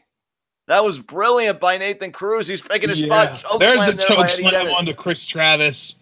Oh, and Haskins getting choke slammed as well. Yeah. Oh, rolls through, though. Victory roll. I thought Nathan Cruz stole the tag on super kick. Now Cruz is in. Now are we going to get a double team move here? This could be the Samoan driver. Carry on Eddie Dennis. Samoan driver. That might be it. Oh, but there's Martin Kirby. Yep, Kirby. Haskins tried playing defense, but he tried, but he was just a little bit late and a little bit slow. A little late on the tackle. Almost like this is a game of football here. And now Eddie Dennis. Nathan Cruz in the corner. Haskins going at it with Kirby. This match is completely devolved here. Cruz on the apron. Eddie Dennis off the ropes. What a drop kick by Dennis. Telling you, man, a guy this size shouldn't be able to do this shit, and yet he does it, and it looks so good. And now Mark Andrews, who is Eddie Dennis's partner. F.S.U. looking great here. Oh, my God, Dennis with the dive to the outside. He's awesome. Oh, and there you see Andrews with the shooting star to the outside. Did you see the height he got on that? Jesus Christ. I sure did. And these Progress fans are absolutely ravenous. They are foaming at the mouth for new tag team champions. And why wouldn't they be? These three teams have been absolutely extraordinary in their own ways, but there can only be one first ever. Which team will be able to lay claim to that distinction? As Andrews now pulls himself up. Kirby's in the ring. Chris Travis also inching back into the ring. Oh, I think Andrews wants another shooting star, this time to Kirby, but Chris Travis might have something to say about that. Oh, he won't need to. Oh, my God, that boot. Here's Eddie Dennis with the lariat. Here's Haskins. Oh, the elbow drop. Nice. Kirby with the enziguri. Cruz with the boot to the head. There's Chris Travis with another super kick. And now, Scurll Indy Wrestling here. Bodies are strewn all over the ring, even on the outside. So really, this arena is just cascaded in limp bodies of these competitors that want to win the Progress Tag titles. And now, Martin Kirby here, crawling over to, I thought he was crawling over to Chris Travis, but now Eddie Dennis and Chris Travis. What a forearm there by Eddie Dennis, but Chris Travis responds. Eddie Dennis with the forearm. Travis with the forearm. Dennis. Travis. Uppercut from Dennis. Uppercut from Travis. Uppercut from Dennis. Another uppercut from Dennis. A third. Martin Kirby stole the tag. Kirby getting in the ring. Spinning back elbow. Chris Travis with the enziguri. And now Eddie Dennis is Eddie wobbly Dennis legged. baby giraffe legs. Oh, and Eddie Dennis is just way too long for you to pull that move off on him. Oh, wait a minute. Power bomb? What is this? What is this gonna be? Goodness. Is this gonna be like a nothing, or is this gonna be an actual move? No, like a crucifix bomb, a crucifix buckle bomb into the kick from Andrews. Oh my God, is F.S.U? Oh, what? Doubles up. Double stomp into the Emerald Flosion. 1, 2, 3. F.S.U. wins. Oh my God, F.S.U. are your first ever Progress Tag Team Champions. And it's worth noting that they did, in fact, pin a member of Project Ego, meaning Screw Indie Wrestling still has a reason to believe that they deserve to be tag team champions. Absolutely. And now there is Mark Andrews' half of the Shield. There's Eddie Dennis's. These best friends are now Progress Tag Team Champions. Hey, Mark Andrews might still be sore that he's not Progress Champion. He got screwed out of that title, but nothing to fill the void like another championship. Tell you, Mark Andrews, maybe he's the history maker. I think he had the longest undefeated streak in Progress to date, won the first ever Natural Progression Series, and now is one half of the first ever Progress Tag Team Champions. Mark Andrews racking up that history. You know, I know it's a little bit campy, but I absolutely love the concept of your championships being something other than belts. Yeah. Like, I love the world title staff. I love that the tag titles are like a yin-yang styled shield. That's so cool to me, man. Absolutely. Like, I feel like production value wise, they do look a little on the cheap side, and the staff does too. But just the like, not necessarily the execution, just the idea of it, the concept of having your championships be something other than just title belts. I love that. And they put it together for the Eagle. That's really cool. And you know what, brother? I mean, a lot of old-time wrestlers will tell you, and that was the big thing from like a lot of people like Mick Foley and others, like when the Universal title came out. Oh, it's not how the belt looks, it's how you fight for it. Well, I mean, you know, I think in the case of stuff like this, that's absolutely true. Because while I agree with you that it can look a bit cheap at times, the way they fight for this shit, like it could be fucking cardboard, and I believe it was the most valuable thing on the planet. And here we go. We're switching gears here to Dave Mastiff versus Douglas Williams.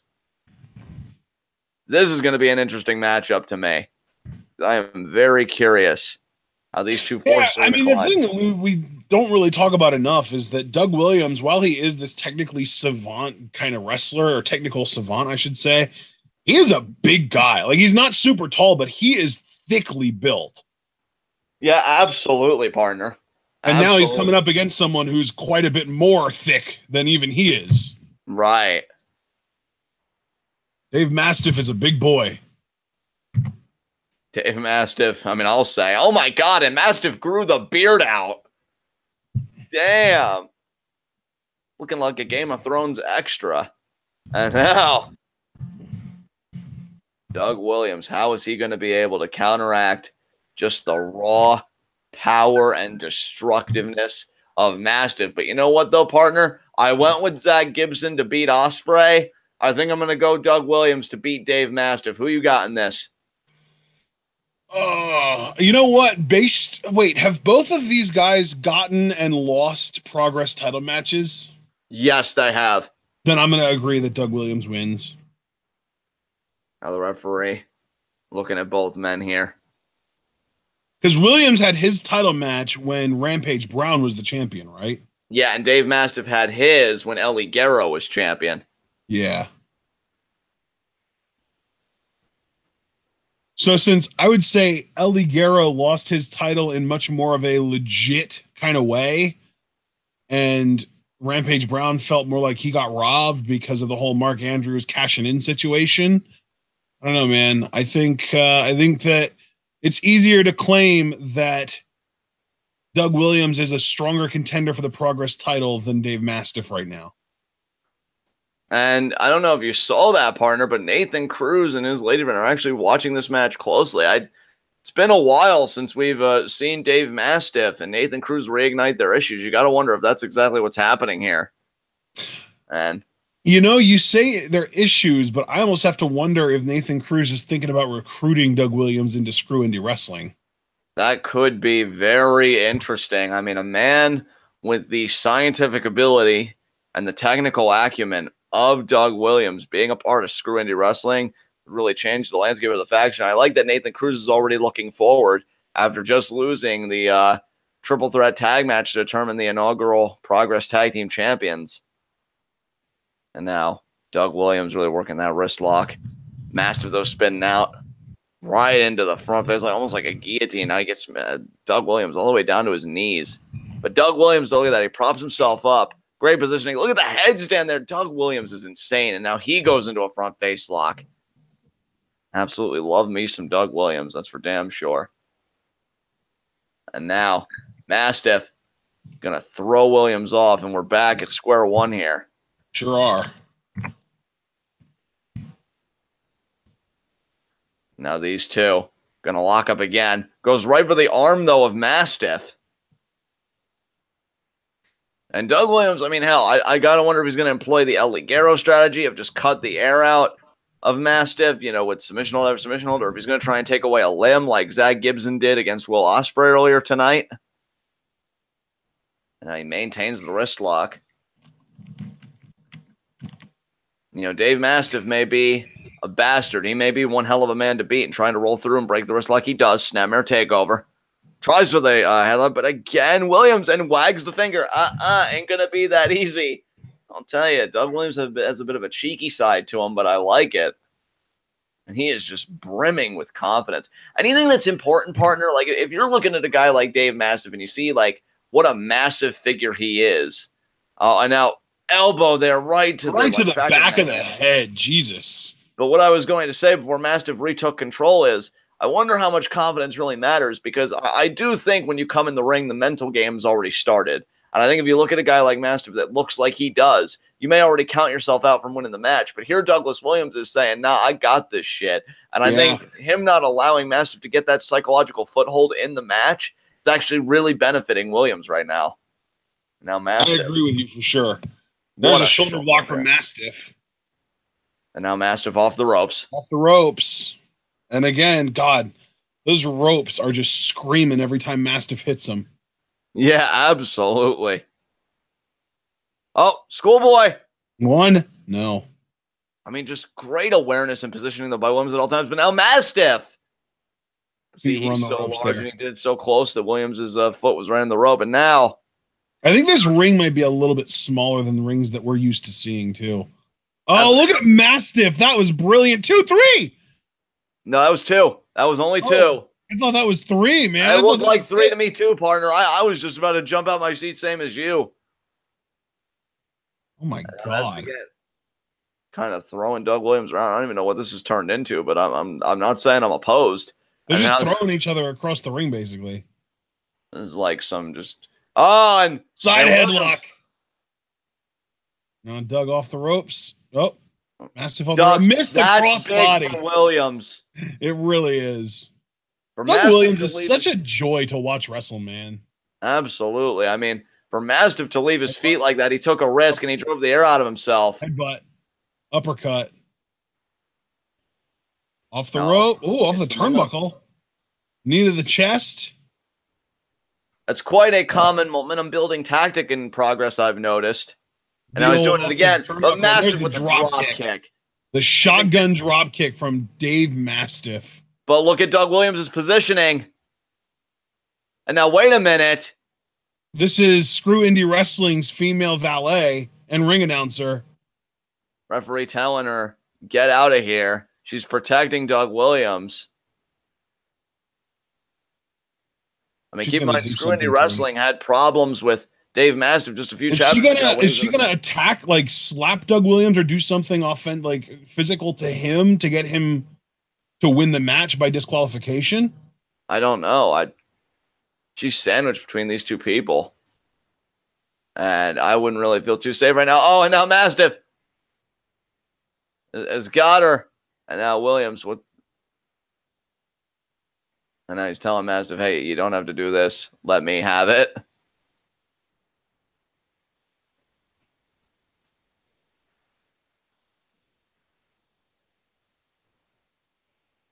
Oh, it's going to be an exploder. No. They both, they're debating now who's going to hurt. Where the hell is Nathan Cruz? I don't know if he even cares at this point, honestly. I mean, he must have had some kind of alternative. And now, Nathan Cruz, oh, there he is. Oh, he's just shouting from the rooftops. So he's just freaking out. He wants to look like he cares, but he doesn't actually care. Exactly. Now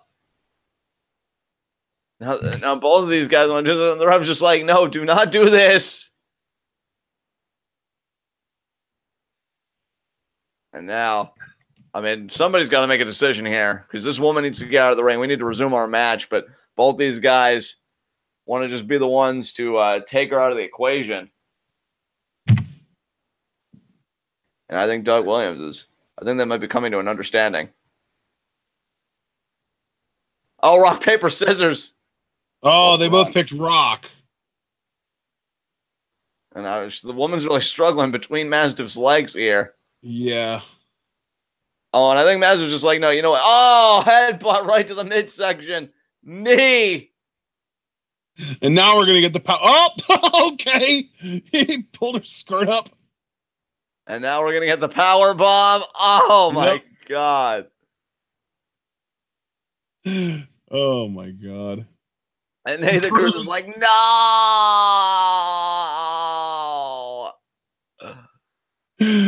Oh, my God. Oh, man. What the fuck is wrong with you? You're not going to do anything about it, Nathan, because you're a beta bitch. My God. I can't believe you, of all people, would use that terminology. Dude, he just watched it happen for like 5 minutes. Like, oh, and now Williams, schoolboy, 2. Oh, nope. Only 2. Only 2. And now Nathan taking this opportunity to get her out of harm's way finally after the harm's already been done. Yeah. And now a shoving match here. Getting out of I have no idea what the point of any of that was. You know what, though? The woman in her promo in the prior matchup did talk about somebody that she called like a vile bastard, and Dave Mastiff does call himself a bastard. So maybe this is about her getting revenge on Mastiff and not really about recruiting at all. Uppercut. Yeah. Uppercut. Off the ropes. Duck the lariat. Diving uppercut. Very nice. Wow, would you look at that? Unfit Finley. People that actually make uppercuts entertaining. And now... got the boot up. Middle rope. Slide out of the way. My God, Doug Williams is just cooking on every gear right now. There's another uppercut. Yeah. And now going for the pin. 1, 2. No. I commend Doug Williams for trying to steal the victory, but man, Dave Mastiff has just really been focused tonight. I think he's looking to get back to his winning ways. Oh, is he going to use that tornado DDT that he started using in TNA? He might. Dude, he's facing, oh my God, he's actually thinking Chaos Theory. Oh. Missed the lariat. There's the crossbody from Mastiff. 2. And Williams does kick out, man. And Dave Mastiff, I'll tell you, we've seen him try to hold his own against Doug Williams, not an easy feat. And then again, neither is beating Dave Mastiff, so that's not trying to shortchange him any. And now Williams gets the pin. 2. Kick out again. And now Mastiff in the corner. Doug Williams is up. Oh, Mastiff got the boot up. Could be an exploder. He got it on Mastiff. The power of Williams. Oh, and he could be thinking that diving knee drop. If he gets it, it might be over here. We know he likes to employ both Chaos Theory and the diving knee drop for the win. And didn't get it. Oh, shotgun dropkick there by Mastiff. And look at Doug Williams' positioning. Could be cannonball time. Cannonball time. He got it. That's going to be it. 1, 2, 3. It's funny that Dave Mastiff uses the cannonball as his finisher because he's basically built like 1-2. Yeah. Dave Mastiff back on a winning track. Doug Williams tried his best. I mean, and that exploder was impressive as hell. But Dave Mastiff just was not to be denied this victory tonight. And now Doug Williams going to have to go back to the drawing board, but Dave Mastiff can perhaps begin his slow ascent back to Progress Championship contendership. Doug Williams recovering here from the cannonball. I mean, once you get hit with that by a man of Mastiff size, you're neutralized for several seconds at least. And it was enough for Mastiff to get the win. And there's the show of respect. Mastiff very pleased with himself that he got the win. And he leaves the ring to Doug Williams. Very respectful maneuver there by Dave Mastiff. Well, now shaking hands with the fans. You know, maybe he's not so much of a bastard after all. And we still got one match left, folks. The Fatal 4-Way for the Progress Championship. The champion, Jimmy Havoc. The former champion, El Ligero. The most recent former champion, Rampage Brown. And a man who's been pursuing that title since Chapter 1, Marty Scurll. You know, in the last chapter that his leader of the new school teammate, Zack Sabre Jr., couldn't beat Jimmy Havoc. And Marty Scurll was a special guest referee for that match, but he got taken out of the equation. Jim Smallman again had to watch as Jimmy Havoc went through another challenger for the Progress title. There is Rampage Brown, a man who I have said has every physical gift imaginable. And if you notice, Progress has done away with the win-loss records. We're no longer seeing how many wins or losses that these people have suffered prior to coming into this match. So if you're still interested in that, I hope your memory is like a steel trap. And there is Marty Scurll. And El Ligero, this match might mean the most to him because he's suffered now 2 losses straight since being on Progress. The first was losing to Rampage Brown, and then he lost last chapter to Noam Dar, who he had beaten 2 times straight, you know, prior to their third encounter, but the third time was the charm for Dar. Yep. So, I mean, if Ligero wants to get his mind right, if he wants to get back on the right track, no better way than becoming the first ever 2-time Progress champion, which both Ligero and Brown have the chance at that history tonight. I have yet to see Jimmy Havoc, though. Yeah, he hasn't come out yet. Well, I mean, he is the champion, so he probably feels like a special entrance is in order. Ligero going to sit with the fans as we await the arrival of Jimmy Havoc.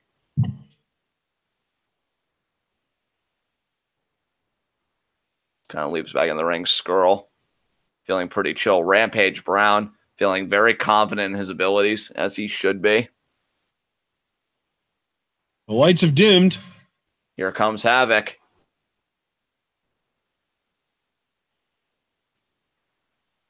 Yep, here comes Jimmy Havoc. I love his entrance theme. Absolutely, dude.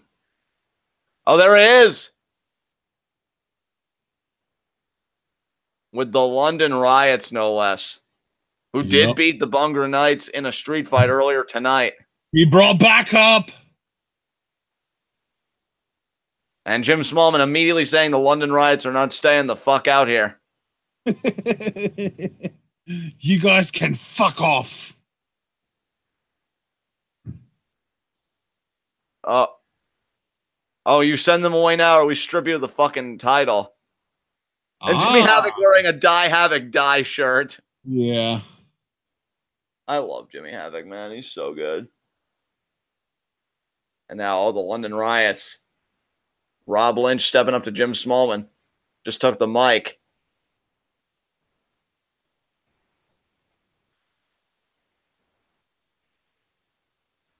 And oh, Jimmy Havoc's got the mic. First off. Oh, wow. Oh, he's telling Smallman to get out of this ring. Oh, wow. And he called him a fucking prick. Damn. Hey, Havoc only has a 25% chance of retaining his title tonight. Smallman really made sure to stack the odds against him. Do you want me to start talking about math, John? Not just yet.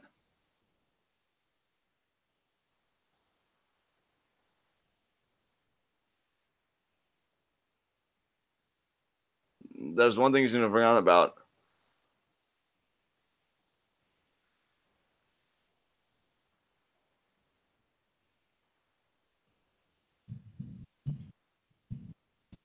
Oh, he's mocking the crowd.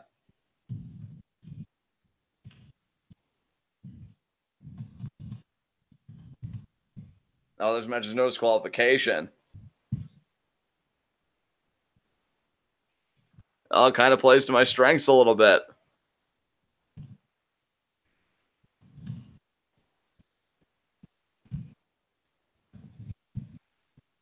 Man, Havoc pretty much has Progress at gunpoint.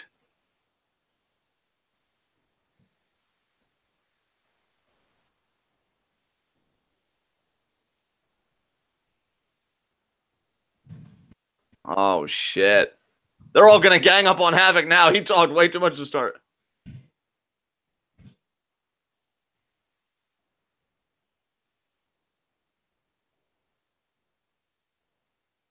Oh! And Scurll starting with a chair shot immediately as the bell rings. Oh, my God. Scurll not wasting any time. And Rampage Brown now going to target Marty Scurll here. Oh, went for the lariat, but Scurll with the dive out to Havoc. Gotta tell you, Scurll having that sense of urgency, wanted to take Havoc out early. Ligero here. Ligero and Rampage Brown. Remember, it was Brown that beat Ligero for his Progress Championship. Yep. So we've got a lot of rivalries being renewed, created, and everything in between here in this main event tonight at Progress Chapter 12. Oh, now Scurll just kicking Havoc right there. And you see the shots to the face. Scurll just hammering down there on Havoc. And now Havoc. Oh, sent into the crowd. Through a pile of chairs, it looked like. Rampage Brown there eating ring post, courtesy of Ligero. And these guys, everything's just coming together for them right now. As now, Scurll and Havoc still fighting. Another right hand there. Uppercut there by Brown to Ligero. So everybody's fighting everywhere. Right hand there by Scurll. Right hand there by Havoc. Havoc now fighting back, but Scurll not to be denied. Into the midsection there. Oh, my God. Oh, but Scurll pops right back up with the slap to the face. Yeah, Scurll. Again, it's been a long time since he's gotten a Progress Championship match. Oh, my God. Rampage Brown goes right into almost like the bar table there. Because I know they got like a bar in the back. And now these guys just fighting everywhere. And I noticed on Marty, it seems like his trunks say villain. So I wonder if he was like in a transitory phase between Party Marty and the villain Marty Scurll. That's possible. He certainly doesn't look like a villain quite yet. Not yet, but I think the metamorphosis is slowly taking hold. As Rampage Brown and Ligero are fighting as far away from the ring as humanly possible, it seems like. Now they might be making their way back. But really, if I'm Scurll, I'm seeing this. I'm going to want to get Havoc back in the ring and try and pin him as soon as possible. And Havoc the same way. These guys are keeping it close to the ring. Oh, God, I hate that spot. Oh, and Havoc just tossing the chair right at Scurll. Oh, but Rampage Brown now back.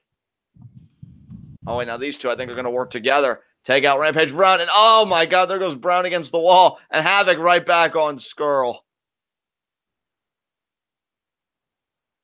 And, you know, these two, they know each other well. I mean, Havoc said during his match with Zack Jr., look, all three of us are mates. Let's just not have this match and let's go down to the pub and get a drink. They weren't interested. And now they're working together again, though, to take out Ligero. And Ligero taken out. Oh, my God. I'll tell you what, that just shows you how badly Scurll wants to be Progress champion. If he's willing to work with the leper of Progress at present, Jimmy Havoc, that shows you how bad Jimmy Havoc wants to keep it. If he's willing to work with a guy that he doesn't give a fuck about in Marty Scurll. I mean, it's to your advantage. And Scurll now's got a chair. You know, it's funny. No DQ is Jimmy Havoc's element, but I feel like Scurll's employed it better than anybody in this match thus far. Oh, he's got the chair. Havoc seated in. What is Scurll thinking about? He's got a drink. He's going to open it up. Oh, right hand. He's got a mouthful of it. Now back and forth these two go. Oh, God. Jesus Christ. Back and forth, this slugfest here. Headbutts. Headbutts. God. Oh, my God. And spits right at Havoc. In his face. Oh, and now Havoc going to take a swig. Ow, he spits right at Scurll. Ugh. I might have just woken Havoc up. I don't know. Maybe Scurll did him a favor. They're both on the apron here. Forearm. Palm strike right back there by Scurll in response. Back and forth. These two go again, this time on the apron. Kick there by Havoc. Havoc. Maybe thinking suplex. No. Oh, wait a minute. Oh, fireman's carry. There's going to be an air raid crash on the apron. It totally is. And oh my God. And he like slipped a little bit too. It made it so much worse. Yeah, that beer creating a slippery terrain. Ligero now getting back in the ring. Ligero got jacked up by the double team of Scurll and Havoc earlier. Now Rampage Brown up. Now he's going to look to do damage to Scurll on the apron. Oh, God. Pile driver. No, Scurll avoids it. Scurll trying to avoid it, kicking the legs up. Ligero. Drop kick. He saved Scurll. We know Scurll and Ligero have had their issues in the past very early on in Progress's history.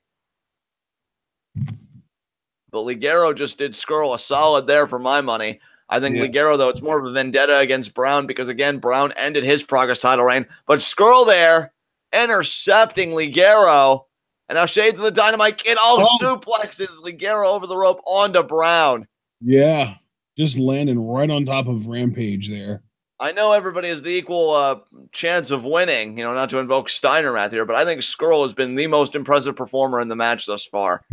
When was the last time we even got to see Scurll in the ring in Progress? I feel like it's been a long time since he's actually competed in the ring. Yeah, it does feel like a while. So he's probably the most well-rested for this contest. He's probably got all this pent-up energy and stuff. He looks good. Again, you see Villain on the trunk, so I feel like he's slowly going through that metamorphosis now.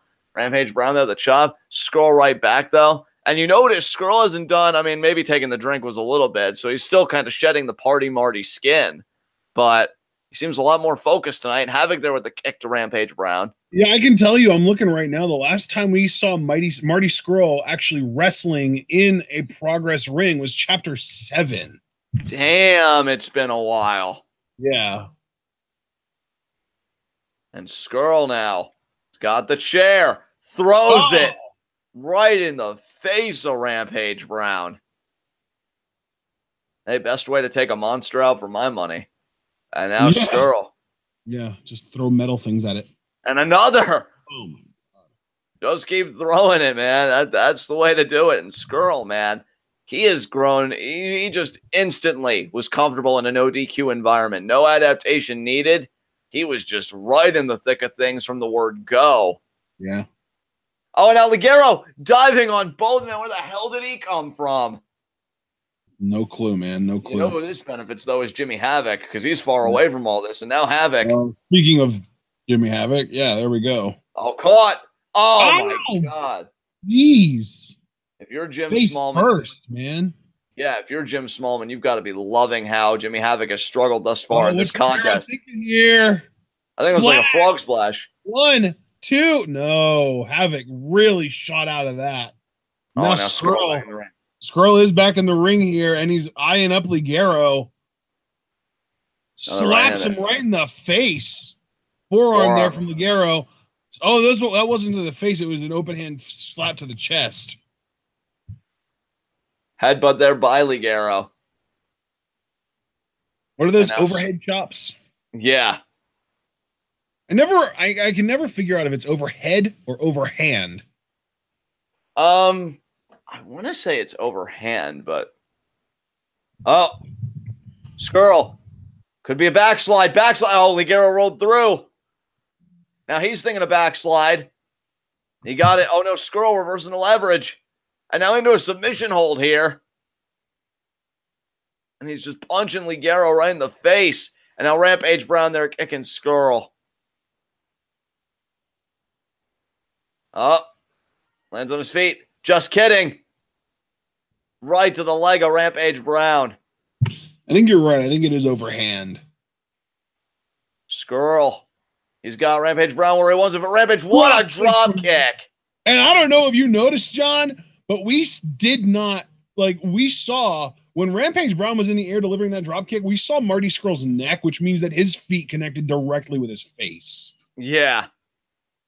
And you saw Havoc there. He low blowed Rampage Brown, and now it's Havoc and Ligero alone in the ring. Which was perfectly legal in this match. Havoc going for the sleeper. El Ligero with the snapmare. Super kick from Ligero. Ligero might be thinking, no. DDT, but Havoc kicks his leg out from under him. There's Scurll. Havoc sends Scurll into the rope. There's the discus forearm from Havoc. Havoc with the knees into the lung blower onto El Ligero. There's Scurll with the discus elbow.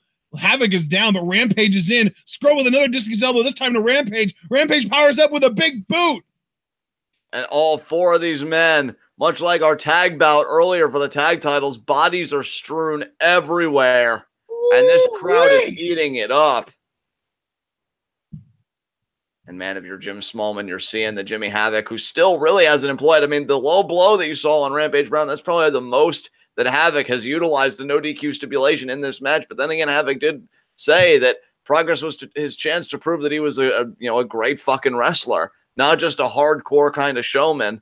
And now him and Scurll going at it again. Back and forth these two go.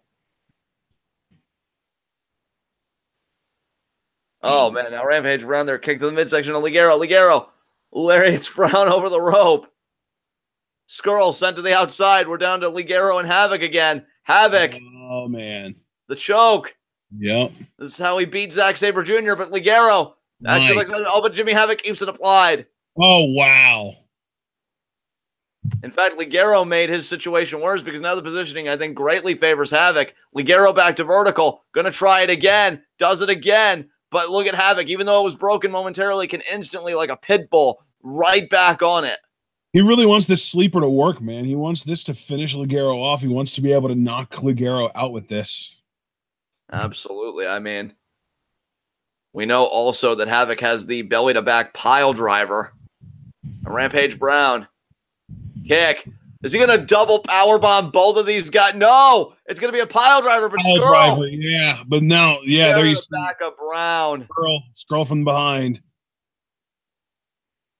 Discus. Oh my God, the discus forearm onto the chair onto the head of Rampage. And dude, Jimmy Havoc has not let go. Jimmy Havoc never let go of that sleeper until he absolutely had to. That was unbelievable. He kept the sleeper held in even when Rampage was trying to pile drive their asses. Absolutely. That's dedication. Havoc got hit with the chair. He's already recovering. Byron's carrying. Nice. Death Valley driver. But Marty powers right up, and immediately Marty with the Fireman's carry of his own. Death Valley driver into Ligero into the corner, pulling Havoc out, going for the pin, too, and the kick out.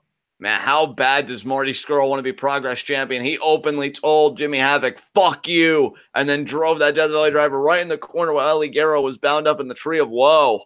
Yeah, and again, all these bodies are down. It's been like 5 chapters since he last wrestled for Progress, but it's also been almost a year real time in between those 2 matches. Wow. So Marty Scurll came back for one reason. That was to win. That was to be the Progress champion. That itch that he still hasn't quite been able to scratch. You got to remember, though, this isn't his first appearance in Progress because he was a special guest referee on the last chapter. That is true. It's just the first time like he's actively been in. Oh!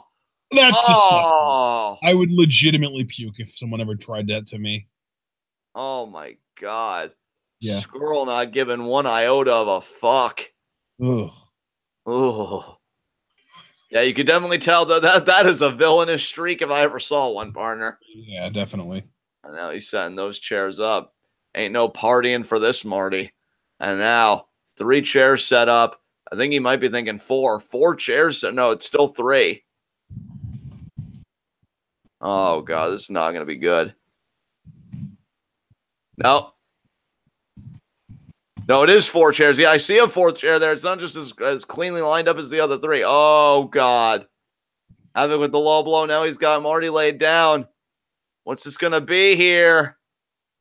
Flipping off the crowd. Double stomp. Oh, my God. Wow.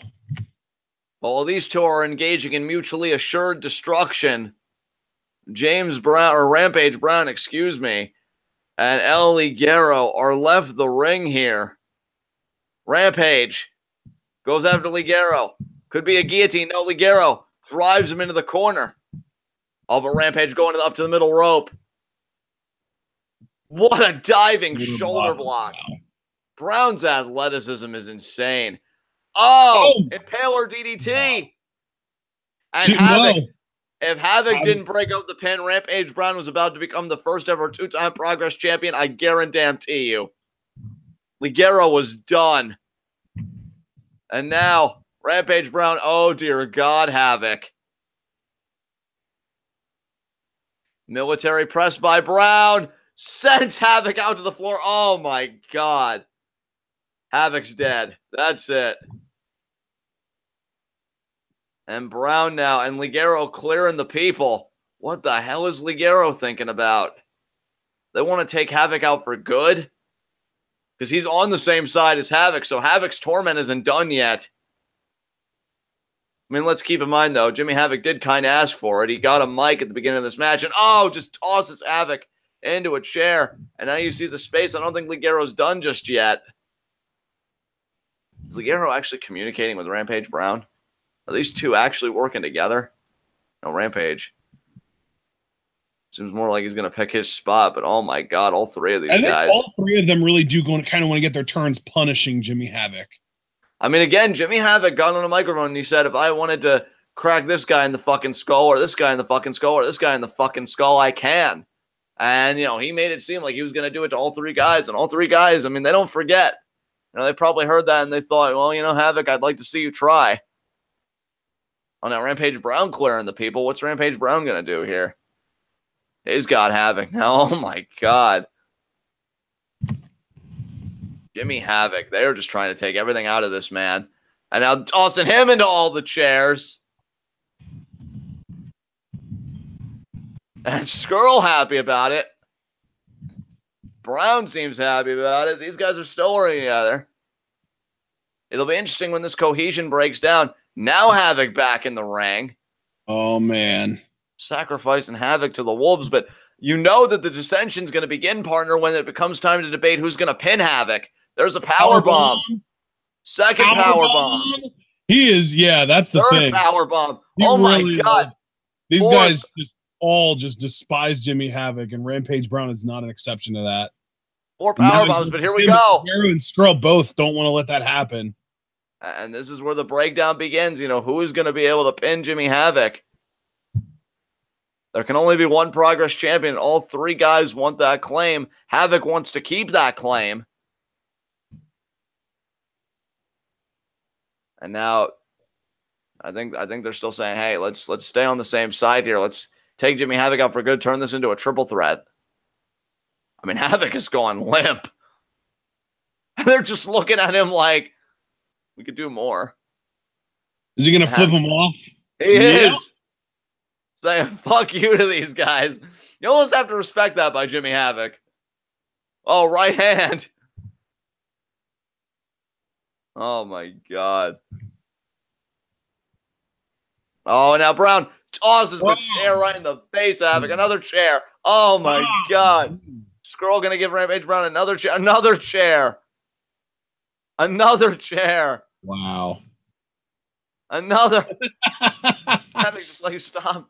Oh, another chair. Please stop. Please stop. Oh, another chair. Another one. Oh, God. And Scurll just piling. My God. Mistake this new Progress venue for the Hammerstein Ballroom. It's straight up ECW in here with all these chairs. And now, the ref grabbing one of the chairs. Or actually, no, that wasn't even a chair. I think that was something belonging to a fan. And now, oh my God, these chairs everywhere right now. And now all three of them got chairs. Havoc looking up. Is he going to flip them off again? Probably. Oh, wait. Oh, they took it to Rampage. And now, Oh, kick low. Now he actually can do a kick. Oh, never mind. Ligero. Now Jimmy Havoc, I mean, I thought he was about to be taken out for good, and they turned the tables on Rampage Brown. But Ligero now going to take this opportunity. Scurll's down. Havoc's down, at least for the moment. Ligero. Over Rampage Brown. Look at that, right back up. Now, look at the positioning of those chairs. If Rampage Brown was to do a superplex here to Ligero, that would end the match, folks. I guarantee you. What does Ligero have left? Brown with those clubby blows. He's got Ligero here, and now he's looking at the positioning and everything. Brown knows the malevolent machinations there of Rampage Brown. He wants to superplex Ligero. Ligero, though, stopping it. Oh, kick right to the head. Oh, could be a tree of woe position. Maybe a double stomp for Ligero. Brown really struggling here. Brown better be careful. Rampage is really tied up in that rope with his right leg. Really is. He better be careful he doesn't blow something out or tear something trying to escape. Oh, look at Rampage, though. Look at Rampage. Oh, tosses Ligero into the chairs. Nice. Oh, look at Jimmy. Or that's not Jimmy. That's Marty. Marty went for the pin, but Rampage didn't even need to break it up. I think Ligero kicked out on his own power. Yeah, it was both a kick out and Brown broke it up for good measure. But yeah, I mean, Scurll on the spot, to say the least. He was right there to take advantage of an opportunity. And now, what are these guys going to do now? I mean, Havoc is still kind of stirring. It's Scurll and Brown now. What's Scurll thinking? Brown stopping him. Oh, Scurll, counter right back. Brown counter right back. You see that Havoc's slowly recovering. Is it going to be the pile driver? Brown was looking for that all match, and he finally got it. Oh, but Havoc, chair shot to the back. Chair shot. Oh, he's going for it. 2. And Havoc got it. Wow. Rampage Brown was about to become a 2-time champion, but Havoc coming in just in time. That pile driver did the damage. Wow. Well, Rampage Brown, if he had a gripe before, or if he didn't have a gripe before, he sure as hell would have one now. He did the damage. Havoc reaped the goods. Still, Progress champion, Jimmy fucking Havoc. I don't even know if Jimmy Havoc can believe that he survived that onslaught. Yeah. And Jimmy Havoc, now Rampage Brown recovering. He cannot believe it was a chair shot to the back after his pile driver there to Scurll. Oh, Rampage Brown's got a steel chair. He is not going to take kindly to this. Oh, lays Havoc out. Havoc doesn't care, though, dude. Havoc won the title. That's all he cares about is keeping that title, because as long as he has that title, he basically gets to hold Smallman hostage. And now, pile driver to Havoc. Yeah. And Rampage Brown, again, was on the verge of becoming I think I hear one more time chance. Yeah. And Brown, I don't know, maybe this is a face turn for Brown. Yeah, it definitely feels like it. He's pandering to the audience. It almost has to Oh, be. my God. Another spinning pile driver of sorts. Yeah.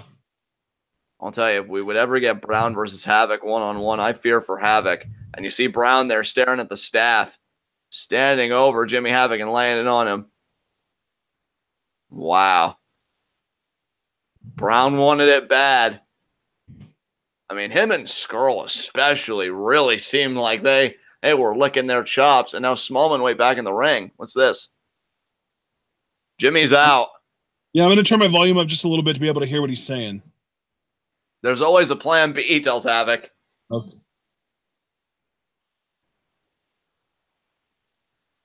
There's definitely always a plan B. And of course, I'm pretty sure he's saying this relatively shortly after Seth Rollins turned on the Shield. Oh, wait a minute. Who the hell is that? What, Mark Ospreay? Andrews. Oh, it's Andrews. I thought it was Ospreay. Okay. Is Andrews about to get his rematch? I don't know. No way. He's going up top. He's going to do the shooting star.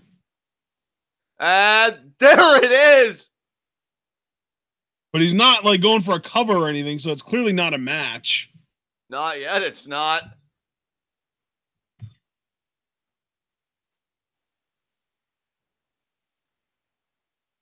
Oh, man. Now what's Mark Andrews going to say?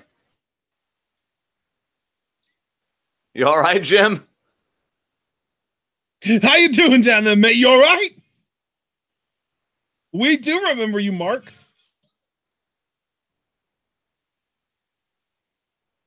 Oh, this is what I wanted, Mark.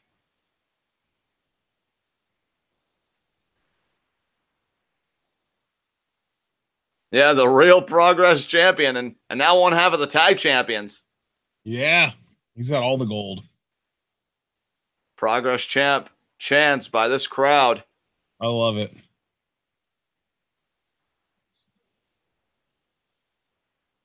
You spoken to the Progress manager?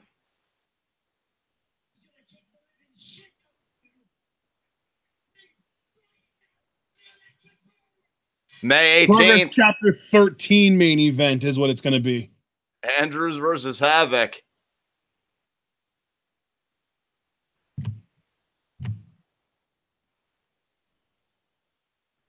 Oh, you can tell him the rest. There's more.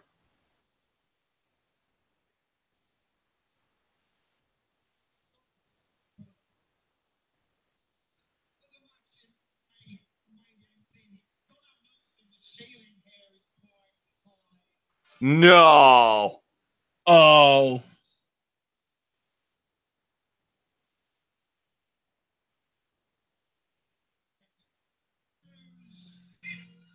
Yes! Ladder match. In a ladder match. I love it. Yes, oh ladder match. My God. That's awesome. That's huge. Oh my God. You know what though? Ladder matches are also no DQ. You got to remember that. That is true. Damn, guys. Chapter 13 is going to be something else. That's so cool. And that pretty much closes out the chapter, guys. Yeah, there are only about 2 minutes left on the video. I'm assuming it's pretty much just going to be Mark Andrews celebrating his triumph over Jimmy Havoc and celebrating the idea that he's getting an actual shot at the title next chapter. So, yeah.